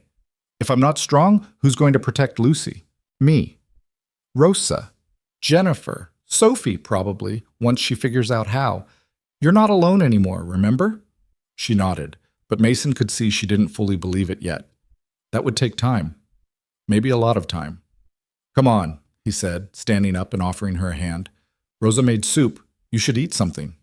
"I'm not hungry." "I don't care. You're eating anyway." She took his hand, let him pull her to her feet. They were standing very close, close enough that Mason could see the exact shade of brown in her eyes, could count the freckles across her nose, could smell whatever cheap shampoo she used because she still refused to use the expensive stuff Rosa kept leaving in her bathroom. "Thank you," Elena said softly, "for everything. I don't say it enough, but I mean it. Thank you." "You're welcome." They stood there a moment longer, something unspoken hanging in the air between them, before Lucy made a small sound in her sleep and broke the spell. Elena went to check on her daughter. Mason headed downstairs, trying to ignore the way his heart was beating faster than it should. The next morning brought unexpected problems. Mason's father called at 6 a.m., which was never good. "Dad, what's wrong?" "Nothing's wrong. Everything's wrong. I don't know." Robert Hale's voice was rough, confused. "I'm at the hospital. They're saying I had a stroke." Mason's blood went cold. "What?" "Small one. I was driving and suddenly I couldn't.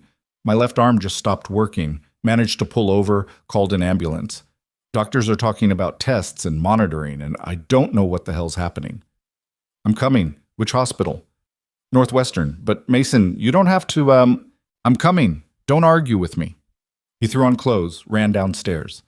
Elena was already in the kitchen with Lucy, making coffee, while Rosa started breakfast. She took one look at his face and knew something was wrong. What happened? My father had a stroke. I have to go to the hospital. Oh my God, is he okay? I don't know. He sounded confused on the phone. Mason grabbed his keys. Can you tell Sophie when she wakes up? I don't want to scare her, but I'll handle it. Go. Be with your father. Mason was halfway to the door when Elena caught up to him. Mason? Wait. He turned. She was holding Lucy with one arm, the other hand reaching for his. Call me if you need anything. Anything at all. I know you're used to handling things alone, but you don't have to. Not anymore. It was almost exactly what he told her the night before. The parallel wasn't lost on either of them. Thanks, he managed, and headed out into the cold morning. The hospital was the same one where Anna had spent her last weeks. Mason tried not to think about that as he navigated the familiar hallways, tried not to remember the smell or the sounds or the way the fluorescent lights made everyone look half dead, even when they weren't. He found his father in a room on the 4th floor, looking smaller than Mason had ever seen him. Robert Hale had driven trucks for 40 years, had the kind of presence that filled a space just by being there. But lying in a hospital bed hooked up to monitors, he looked old and fragile and scared. Hey, Dad. You didn't have to come. But Robert's voice was thick with relief. Yeah, I did. Mason pulled a chair close to the bed. What'd the doctors say? Ischemic stroke, whatever that means. They're running tests, want to keep me for observation. Talking about physical therapy and medication and lifestyle changes. Robert's left hand twitched uselessly on the blanket. Can't move this damn arm properly. It'll come back. Physical therapy helps. How do you know? Anna had physical therapy after her first surgery. It helped. Mason swallowed hard. Took time, but it helped. Robert was quiet for a moment. I'm sorry I wasn't more supportive. When Anna was sick, I didn't know what to say, so I didn't say anything, and that was wrong of me. Dad, let me finish. I've been thinking about this since you brought Elena and that baby home. Thinking about how hard it must have been, raising Sophie alone after Anna died. And I didn't help. Didn't even try. Just let you figure it out by yourself because I didn't know what else to do. Mason's throat tightened. It's okay. It's not okay. You needed family, and I wasn't there. Robert's good hand clenched into a fist. But you're being there for Elena, for that little girl. You're doing what I should have done for you. You're here now. That's what matters. Am I? Or am I just taking up space in a hospital bed? You're here, and you're going to be fine. The doctor said small stroke, right? You caught it early. You'll do physical therapy, make the lifestyle changes, and you'll be fine. What if I'm not? It was the fear underneath everything. The question neither of them wanted to ask but couldn't avoid anymore. Then we deal with it, Mason said firmly. Together, as a family.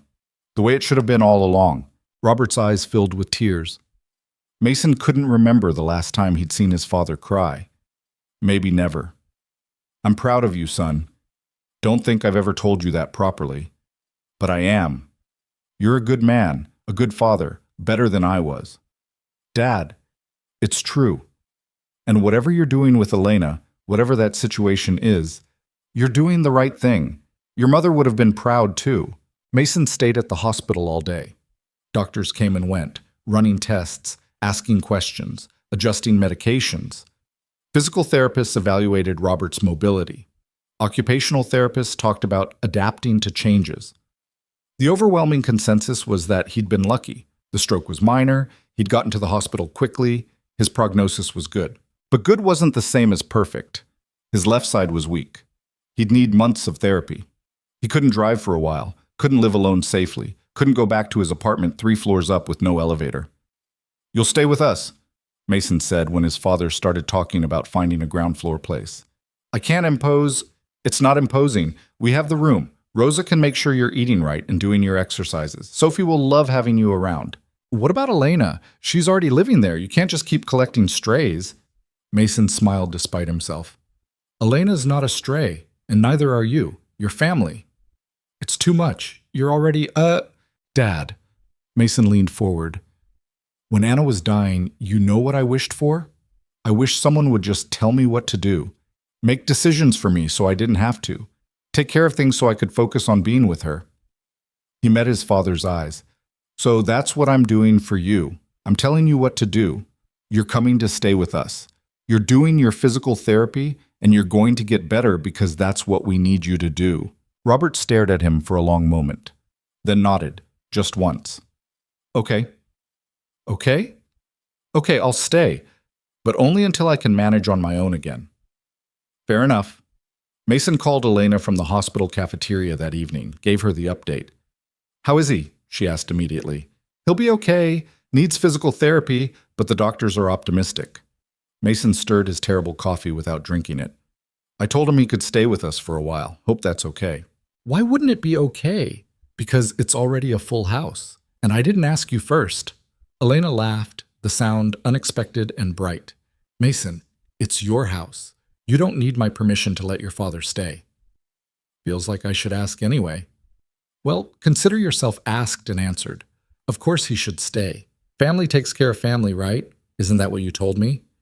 Yeah, that's what I told you. Then that's what we do. We'll figure out the logistics. Rosa probably knows what he needs better than any of us anyway. Probably. A pause. Then Elena's voice, softer now. Are you okay? Really? Mason looked around the cafeteria, other families having their own crisis, doctors and nurses grabbing quick meals between emergencies, the fluorescent lights that made everyone look tired and old. I don't know, he admitted. Sitting here, it reminds me of when Anna was sick. All the waiting and the not knowing and the trying to stay calm when everything feels like it's falling apart. You want me to come down there? What? To the hospital. I could bring coffee that's actually drinkable. Sit with you for a while. What about Lucy? Rosa's here. Sophie's helping. We're fine. Elena's voice was gentle. But you shouldn't be alone if you don't have to be. Something in Mason's chest cracked open. When was the last time someone had offered to just sit with him? When was the last time someone had noticed he might need support instead of being the one providing it? Yeah, he said quietly. Yeah, I'd like that. Elena showed up 40 minutes later with decent coffee from the shop down the street and Lucy strapped to her chest in a carrier Sophie had apparently insisted she needed. They sat in the cafeteria while Mason told her about his father, about Anna, about how hospitals made him feel like he was drowning even when everything was supposedly fine. Elena listened without trying to fix anything, without offering platitudes about how it would all work out, just listened and nodded and occasionally asked questions that proved she was actually hearing him. Thank you for coming, Mason said eventually. Thank you for calling me. I almost didn't want to burden you with this. Mason, you've been carrying my burdens for 2 months. You think I'm not going to show up when you need someone? That's different. How? Because you needed actual help. I'm just scared, Elena finished. You're scared your father's not going to be okay. You're scared of losing someone else you love. You're scared of being alone again. She shifted Lucy in the carrier, met his eyes. That's not different. That's human. Mason had to look away. If he kept looking at her, he was going to start crying, and he'd spent too many years learning not to cry in public to break that habit now. We should get back, he said instead. Visiting hours end soon. I want to say goodnight before they kick me out. They went up together, Lucy making small sounds that echoed in the quiet hallway. Robert was awake when they entered, looking better than he had that morning, less gray, less scared, more like himself. Dad, this is Elena and Lucy. Robert's eyes went to the baby first, then to Elena. So you're the woman who's got my son all twisted up. Dad, Mason started, but Elena laughed. I prefer to think I am the woman your son rescued from a bus station, but I guess we can use your version. He tell you about the last time he rescued something? I didn't rescue her. Mason tried again. 4th grade, Robert continued, ignoring him. Brought home a stray cat. Thing was mean as hell, scratched everyone who came near it. But Mason kept feeding it, kept trying to pet it, convinced it would come around eventually. Did it? Elena asked. Hell no. Ran away first chance it got. Robert's good hand waved weakly. But the point is, my son's got a habit of picking up broken things and trying to fix them. Usually doesn't work out how he plans. Good thing I'm not a cat, Elena said dryly. Robert laughed, the sound rough but genuine. I like her. She's got spine. Thanks, I think. It's a compliment. Most people, they see someone like my son, all that money and success. They either want something or they're intimidated. You look at him like he's just a person. He is just a person. That's what I'm saying. You see it. That matters. Mason watched them talk, watched his father interrogate Elena about Lucy and her job, and whether she was planning to stick around, watched Elena answer honestly, without flinching. At some point, Lucy started fussing and Robert held out his good arm. Can I? Elena hesitated only a second before lifting Lucy from the carrier and placing her carefully in Robert's arm. Lucy blinked up at this new person, made a small questioning sound, then apparently decided he was acceptable and settled in against his chest. She's beautiful, Robert said quietly. Looks like her mama. Everyone says she looks like her father. Then her father must look like you, because she's got your eyes. Robert looked at Mason over Lucy's head. You make sure this one stays, you hear me? Don't let her be the cat. I'm not the cat, Elena protested. See that you're not. Visiting hours ended. Elena collected Lucy, who'd fallen asleep against Robert's chest. They said goodnight, promised to come back tomorrow, and headed down to the parking lot together. Your father's intense, Elena observed. That's one word for it. I like him. Yeah? Yeah, he doesn't bullshit. I appreciate that. They reached Mason's car. He unlocked it, but neither of them moved to get in. Elena? Mason said. Yeah? Thank you for coming tonight, for staying, just thank you. Elena shifted Lucy to her other shoulder. Mason, you gave me a home when I had nothing. You gave Lucy a safe place to sleep. You hired lawyers to protect us and doctors to care for us, and you never once asked for anything in return. She moved closer, stood on her toes, and pressed a kiss to his cheek. So stop thanking me. We're even. Or we will be, eventually. Mason's cheek burned where she'd kissed it. His heart was doing that too fast thing again, the thing that happened when Elena was close, and he remembered that she was a person, and he was a person, and they were both trying to figure out what the hell they were doing. We should go home, he managed. Yeah, we should. But neither of them moved for another moment, standing in the cold parking lot with Lucy asleep between them, and something shifted in the air that neither of them was quite ready to name. Finally, Elena stepped back. Come on, Rosa's probably got dinner waiting, and Sophie will want to hear about your dad. They drove home through the city lights, Lucy sleeping peacefully in her car seat, and Mason thought about his father's words. Don't let her be the cat. He didn't plan to, but that meant figuring out what she was instead, and that was significantly more complicated than rescuing a stray. Robert Hale moved into the house 3 days later, taking the room next to Elena's with a stubbornness that suggested he wasn't entirely happy about needing help, but was too tired to keep fighting it. The physical therapist came twice a week. Robert complained through every session, swore at the exercises, and generally made everyone's life difficult in the way only a proud man forced to depend on others could manage. Sophie adored him anyway. Grandpa Robert said a bad word during therapy today, she announced at dinner one night, completely delighted by this information. I'm sure he did, Mason said dryly, glancing at his father. A really bad word. Rosa made him put money in the swear jar. It was highway robbery, Robert grumbled. The exercise hurt. Then you should have said ow instead of... Sophie started to repeat the word. Don't, Mason and Elena said simultaneously. Sophie grinned, clearly pleased to have gotten a reaction. Lucy, now 5 months old and starting to grab at everything in reach, chose that moment to knock over her bottle and start crying. Elena scooped her up before Mason could move. I've got her. Finish eating. I can help. Mason, I've got her. Eat your food before it gets cold. It was such a small thing, Elena telling him to eat, taking care of Lucy without asking for help, the casual way she'd started making decisions about the household like she belonged there. Which she did. But it still caught Mason off guard sometimes, the domesticity of it all. Robert watched them with sharp eyes. Later, when Elena had taken Lucy upstairs and Sophie was watching TV, he cornered Mason in the kitchen. So when are you going to tell her? Tell her what? That you're in love with her. Mason nearly dropped the coffee mug he was washing. We're not... Son? I may have had a stroke, but I'm not blind. You look at her the way I used to look at your mother. Robert leaned against the counter, his left arm still weak but improving. Question is, what are you doing about it? Nothing. I'm not doing anything about it. Why the hell not? Because she's been through enough without me making things more complicated. She needs stability. Not what? Someone who cares about her? Someone who shows up every day? Someone who's building a life with her whether either of you admits it or not? Robert shook his head. You're already making it complicated by pretending it's not happening. It's not that simple. It never is. Your mother and I, we met in a truck stop diner. She was running from an abusive ex-husband.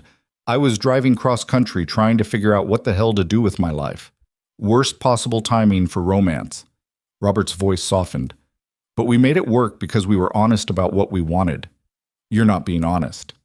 I don't know what I want. Bullshit. You know exactly what you want. You're just scared.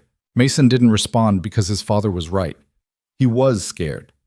Scared of losing Elena the way he'd lost Anna. Scared of messing up something that felt fragile and important. Scared that if he told her how he felt, she'd leave and take Lucy with her, and the house would go back to being the quiet mausoleum it had been before they arrived. Think about it, Robert said, pushing off the counter. But don't think too long. Life's short and strokes shorter. Don't waste time pretending you don't feel things just because feeling them is scary.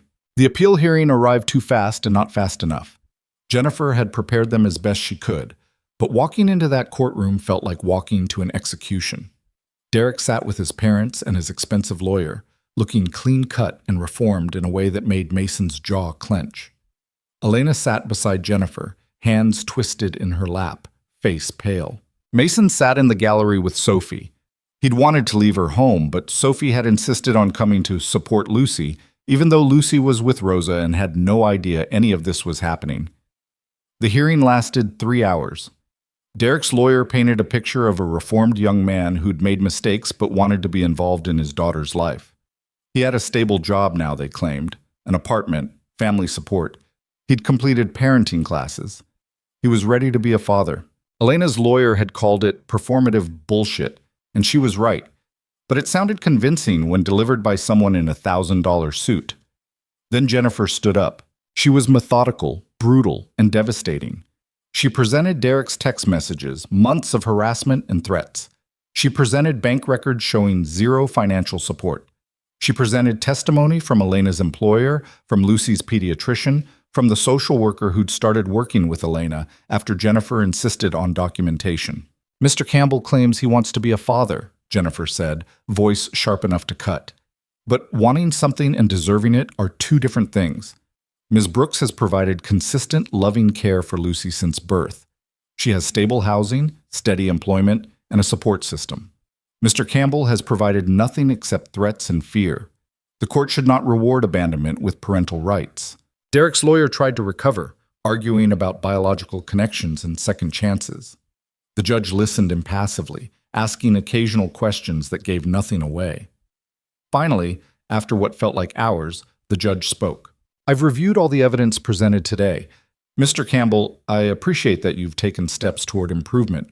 However, your pattern of behavior toward Ms. Brooks and your complete absence from Lucy's life for the first 5 months concern me greatly. The judge looked at Derek directly. Parental rights are not about what the parent wants.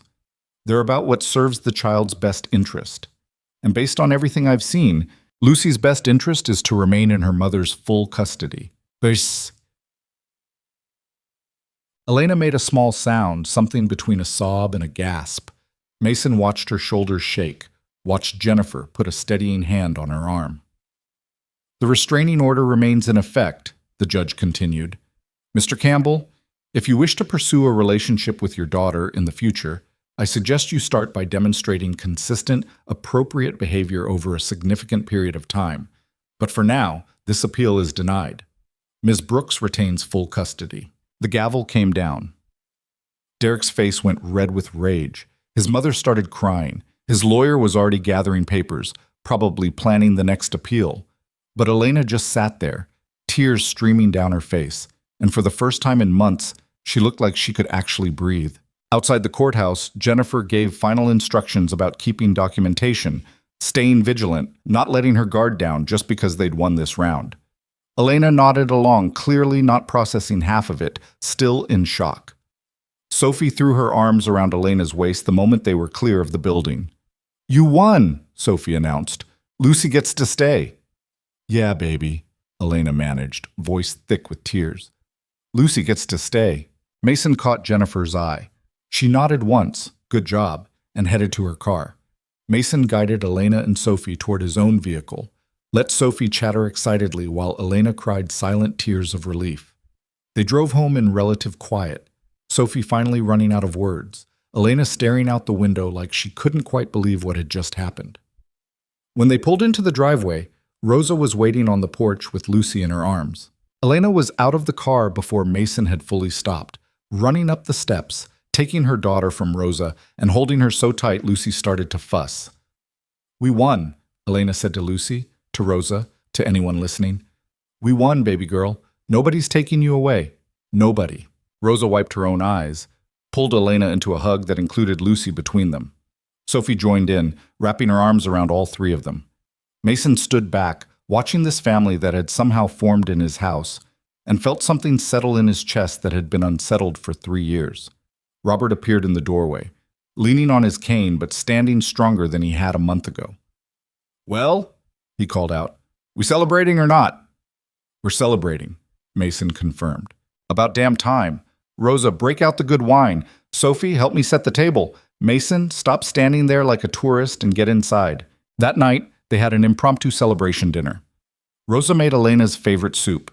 Though Elena claimed not to have a favorite, Rosa had apparently been keeping track. Robert told stories about Mason as a kid that made Sophie laugh until she couldn't breathe. Lucy slept through most of it, occasionally waking up to make small sounds before dozing off again. Mason watched Elena across the table, saw her laughing at his father's stories, saw her looking around the table like she was memorizing this moment. Their eyes met, and something passed between them that felt too big for the dinner table, too important to name in front of everyone else.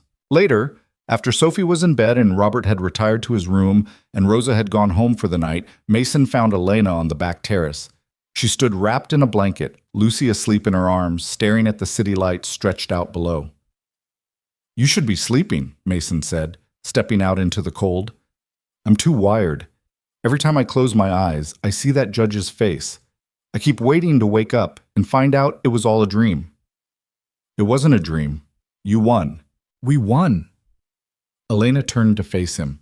"I couldn't have done any of this without you. The lawyers, the doctors, the everything. You saved us." "I didn't save you. You saved yourself. I just gave you a place to do it. That's not—" Elena stopped, started over. "You gave me more than a place, Mason. You gave me hope. You gave me a family. You gave me—" Her voice cracked. "You gave me everything when I had nothing." Mason moved closer, close enough to see the tears tracking down her face again. "You're not nothing, Elena. You never were." "I felt like nothing. For so long, I felt like nothing, like I was just taking up space in the world and messing up everything I touched." She looked down at Lucy. "But then we met you and Sophie, and suddenly I mattered again. We mattered. You always mattered. Not to anyone else. To me." The words came out before Mason could stop them, raw and honest and terrifying. "You matter to me. Both of you." Elena's breath caught. "Mason, I know this is complicated. I know we haven't talked about what this is or what we're doing or what happens next. But I need you to know you're not temporary. You're not a guest. You're— What am I?" Good question. Mason had been asking himself that for months and kept coming back to the same answer, the one that scared him more than anything else. "You're home," he said quietly. "You and Lucy. You're what home feels like now." Elena made a sound halfway between a laugh and a sob. "That's the most romantic thing anyone's ever said to me, and we're standing on a terrace in February, freezing our asses off. We could go inside, or you could kiss me." Mason's heart stopped. "What? You heard me. You can kiss me, or we can keep standing here pretending we're just roommates or friends or whatever story we've been telling ourselves." Elena shifted Lucy to one arm, reached for Mason with the other. "I'm tired of pretending." "Elena, I don't want to pressure you. I don't want you to feel like you owe me anything.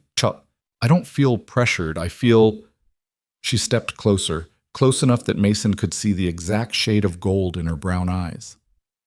"I feel like I've been waiting for you to do this for months, and if you don't kiss me right now, I'm going to do it myself." So Mason kissed her. It was awkward at first. Lucy was between them. They were both cold. Neither of them had done this in years. But then Elena's hand found the back of his neck, and his arm went around her waist, And suddenly, it didn't matter that it was freezing or that they were on a terrace or that Lucy was starting to wake up. What mattered was that this felt right. This felt like coming home after a long time away. They pulled apart when Lucy made a more insistent sound, both of them breathing hard, both trying to figure out what the hell had just happened. "So," Elena said, slightly breathless, "that happened. That happened. What do we do now?" "I have no idea." Elena laughed, actual laughter, bright and real and unafraid. "We're really bad at this. Terrible. We should probably go inside before Lucy freezes." Probably. But neither of them moved for another moment, standing in the cold with Lucy between them. And Mason thought about how 6 months ago his life had been orderly and predictable and empty. How one snowy night and one scared woman in one pink coat had changed everything. They went inside together, put Lucy down in her crib, and stood in the hallway outside Elena's room, not quite sure how to say goodnight now that everything had shifted. "Mason?" Elena said softly. "Yeah? I'm not good at this, at relationships, at trusting people. I'm going to mess up a lot." "So will I. What if it doesn't work? What if it does?"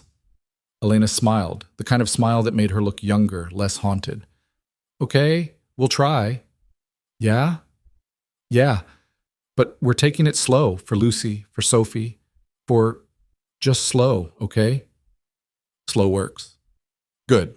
Now go to bed before I chicken out and take all this back." Mason kissed her again, quick and gentle, then headed to his own room before he could overthink it. He lay awake for hours, replaying the kiss, the conversation, the way Elena had looked at him like he was something worth keeping. Down the hall, Elena did the same thing, staring at the ceiling while Lucy slept peacefully beside her, wondering how her life had gone from sleeping on bus station benches to living in a mansion to kissing a billionaire on a freezing terrace. The months that followed were not smooth. Slow turned out to be harder than either of them expected when they lived in the same house and ate dinner together every night, and Sophie kept asking when Elena was going to be her real mom instead of just her friend. "I don't know how to answer that," Elena admitted to Mason one night after Sophie had gone to bed. "What do you want to tell her? The truth? That I love her, that I love Lucy, that I love—" Elena stopped, swallowed hard. "That this is real for me. All of it. It's real for me too. Are we crazy, moving this fast? We've been living together for 7 months. If anything, we're moving too slow." Elena laughed. "Your father said the same thing last week. He's not subtle about wanting us to make this official." "Make what official?" "Us. This. Whatever we're calling it." Mason pulled her closer on the couch, careful not to disturb Lucy sleeping in her carrier nearby. "What do you want to call it?" "I don't know. Family?" "We're already family." "Then what's left?" Mason didn't answer with words. He'd been carrying the ring around for 2 weeks, waiting for the right moment, the right words, the right everything. But sitting here in his living room with Elena in his arms and Lucy sleeping peacefully and Sophie's laughter still echoing from her room upstairs, he realized there was no perfect moment. There was just now. He pulled the box from his pocket. Elena stared at it like it might explode. "Mason, what? I know it's fast. I know we're still figuring things out. I know there's a million reasons this is a terrible idea." He opened the box, showed her the simple diamond ring he'd spent 3 hours picking out. "But I also know I don't want to do life without you. Any of it. The messy parts, the hard parts, all of it. So, if you're about to propose, I need you to stop talking." Mason's heart sank. "Okay." "Stop talking, because if you ask me right now, I'm going to say yes, and I want to make sure you've thought this through." Elena's eyes were filling with tears. "I come with baggage, Mason. A daughter who's not yours. An ex who's always going to be a problem. Trauma I'm still working through. You could have anyone, someone easier, someone less complicated. I don't want anyone else. You say that now. I'll say it tomorrow, and next week, and next year." Mason took her hand, slipped the ring on before she could protest. "I love you, Elena. I love Lucy. I love the life we've built here. And if you need time to figure out if you feel the same way, I'll wait. But I'm not asking because it's easy or convenient. I'm asking because I can't imagine my life without you in it." Elena looked at the ring on her finger, then at Mason, then at Lucy sleeping peacefully in her carrier. "This is insane," she whispered. "Completely." Sophie's going to lose her mind. She's going to demand to be the flower girl. "Your father's going to say he told us so." "He absolutely is." Elena laughed through her tears. "Okay. Okay? Okay, yes. I'll marry you, even though you're crazy and this is crazy and we're probably both insane." Mason kissed her, longer this time, deeper, until Lucy made a sound that suggested she was about to wake up and ruin the moment. They pulled apart, both grinning like idiots, both trying to figure out how to tell a 6-year-old that her family was about to get officially complicated. They didn't have to figure it out. Sophie appeared in the doorway, hair sticking up from sleep, staring at them with wide eyes. "Did you just propose?" she demanded. "How long have you been standing there?" Mason asked. "Long enough." "Did Elena say yes?" "She said yes." Sophie screamed, actual screaming, the kind that probably woke the entire house, and launched herself at both of them. Lucy woke up crying. Robert appeared in the hallway asking what the hell was happening. Rosa, who'd been staying late for some reason, appeared from the kitchen with a knowing smile. "Finally," Rosa said. "I was starting to think you'd never ask." "You knew?" Elena asked. "Honey, everyone knew. You two aren't as subtle as you think." Sophie was bouncing on the couch, alternating between hugging Elena and demanding details about the wedding. "Can I be the flower girl? Can Lucy be there? Can we get a dog now?"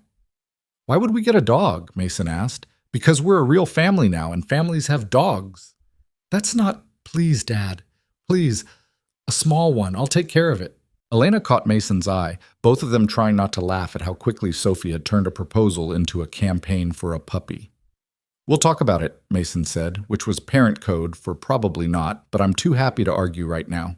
The wedding happened 3 months later, small, just family and close friends in the garden behind the house. Sophie was indeed the flower girl, taking her job so seriously she practiced walking down the aisle for weeks beforehand. Lucy, now 8 months old and starting to pull herself up on furniture, was held by Rosa during the ceremony and gurgled happily through the vows. Robert walked Elena down the aisle since her own father had died years earlier. When Mason asked if that was okay, Robert had teared up and said it would be an honor. Jennifer officiated, because of course she did, and her ceremony was short and practical and surprisingly touching. "Marriage is not about perfection," she said, looking at Mason and Elena with something that might have been affection if you squinted. "It's about showing up every day and choosing each other even when it's hard, even when it's messy, even when logic says you should probably run in the opposite direction." She smiled. "These two have already proven they can do that, so let's make it official." The vows were simple. Mason promised to be there for Elena and Lucy, to support them, to build a life together that felt like home. Elena promised to trust him, to let him in, to stop waiting for the other shoe to drop. When Jennifer pronounced them married, Sophie cheered so loudly several birds flew out of the trees. The reception was casual. Rosa's cooking, music from a playlist Sophie had helped create, dancing in the garden as the sun set. At some point, Mason found himself standing with his father, watching Elena dance with Sophie while Lucy clapped her hands from Rosa's lap. "You did good, son," Robert said quietly. His left arm was stronger now, his speech clearer. The physical therapy had worked. "Your mother would have loved her." "Yeah, she would have." "You know what the best part is?" "What's that?" "You're happy. Actually happy. Not just going through the motions anymore." Robert clapped him on the shoulder with his good hand. "That's worth everything." Mason watched Elena pick Sophie up and spin her around, both of them laughing. Lucy reached for them from Rosa's arms, wanting to be included. And Mason thought about how 6 months ago, his biggest concern had been which building to acquire next, which deal to close, which meeting to attend. Now his biggest concern was whether Sophie was going to successfully lobby for a dog, and whether Lucy would sleep through the night, and whether Elena was happy. Those concerns felt infinitely more important than any business deal ever had. Later, after the guests had left and Sophie was asleep and Lucy was down for the night, Mason and Elena stood on that same terrace where they'd first kissed. The city lights stretched out below them, the same view, but everything different now. "So," Elena said, leaning against him. "We did it." "We did." "Are you scared?" "Terrified." "Good. Me too." Why is that good? Because it means we're taking this seriously, that we know it's not going to be perfect or easy. Elena turned to face him. But we're going to show up anyway. Mason kissed her, and it felt like coming home every single time.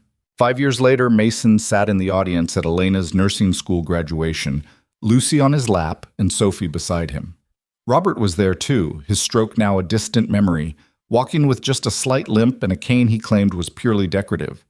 Rosa had taken the day off work to come, bringing half the neighborhood with her. When Elena walked across that stage to receive her degree, the entire section erupted in cheers. Lucy waved frantically, shouting, "Mama!" at the top of her lungs. Sophie whistled through her teeth the way Robert had taught her. Mason didn't cheer, just watched his wife accept that degree and remembered the scared woman he'd found in a bus station 5 years earlier. She'd done it. Despite Derek's continued attempts to cause problems, despite the judgment from people who thought she'd married Mason for money, despite her own doubts and fears, she'd done it. After the ceremony, they went to dinner at the restaurant where Elena had once worked as a waitress. She'd insisted, saying she wanted to show Lucy where she'd been before, to prove that nothing was impossible if you kept trying. Over dessert, Sophie made an announcement. "I've decided what I want to be when I grow up." "Oh yeah?" Mason asked. "What's that?" "A nurse, like Elena, so I can help people too." Elena's eyes filled with tears. "That's a wonderful goal, Sophie." "I know, and Lucy's going to be a doctor so we can work together." "I don't think Lucy's decided that yet," Mason pointed out. "She's 5. She told me. We talked about it." "Lucy barely talks." "She talks to me." Mason caught Elena's eye across the table.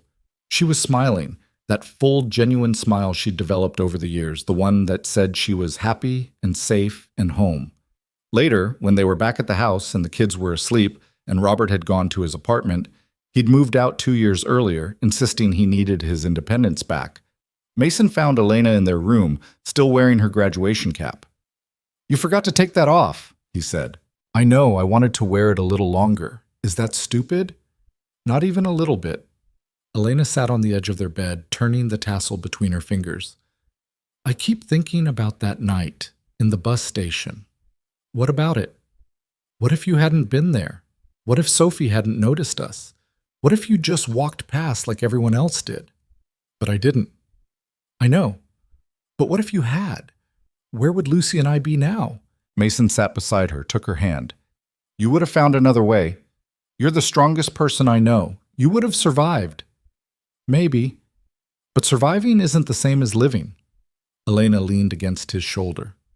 "You taught me the difference." "We taught each other." They sat in comfortable silence, 5 years of history between them. The fights and the makeups, the scares and the celebrations, the ordinary days that had somehow added up to an extraordinary life. "Mason," Elena said quietly. "Yeah?" "Thank you for stopping that night, for giving us a chance, for everything.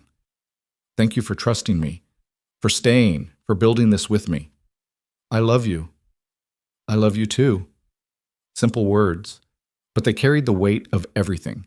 Every risk they'd taken, every fear they'd overcome, every moment they'd chosen each other when it would have been easier to walk away. Downstairs, Sophie had apparently woken up and was trying to convince Lucy they needed to check on the dog they'd eventually gotten.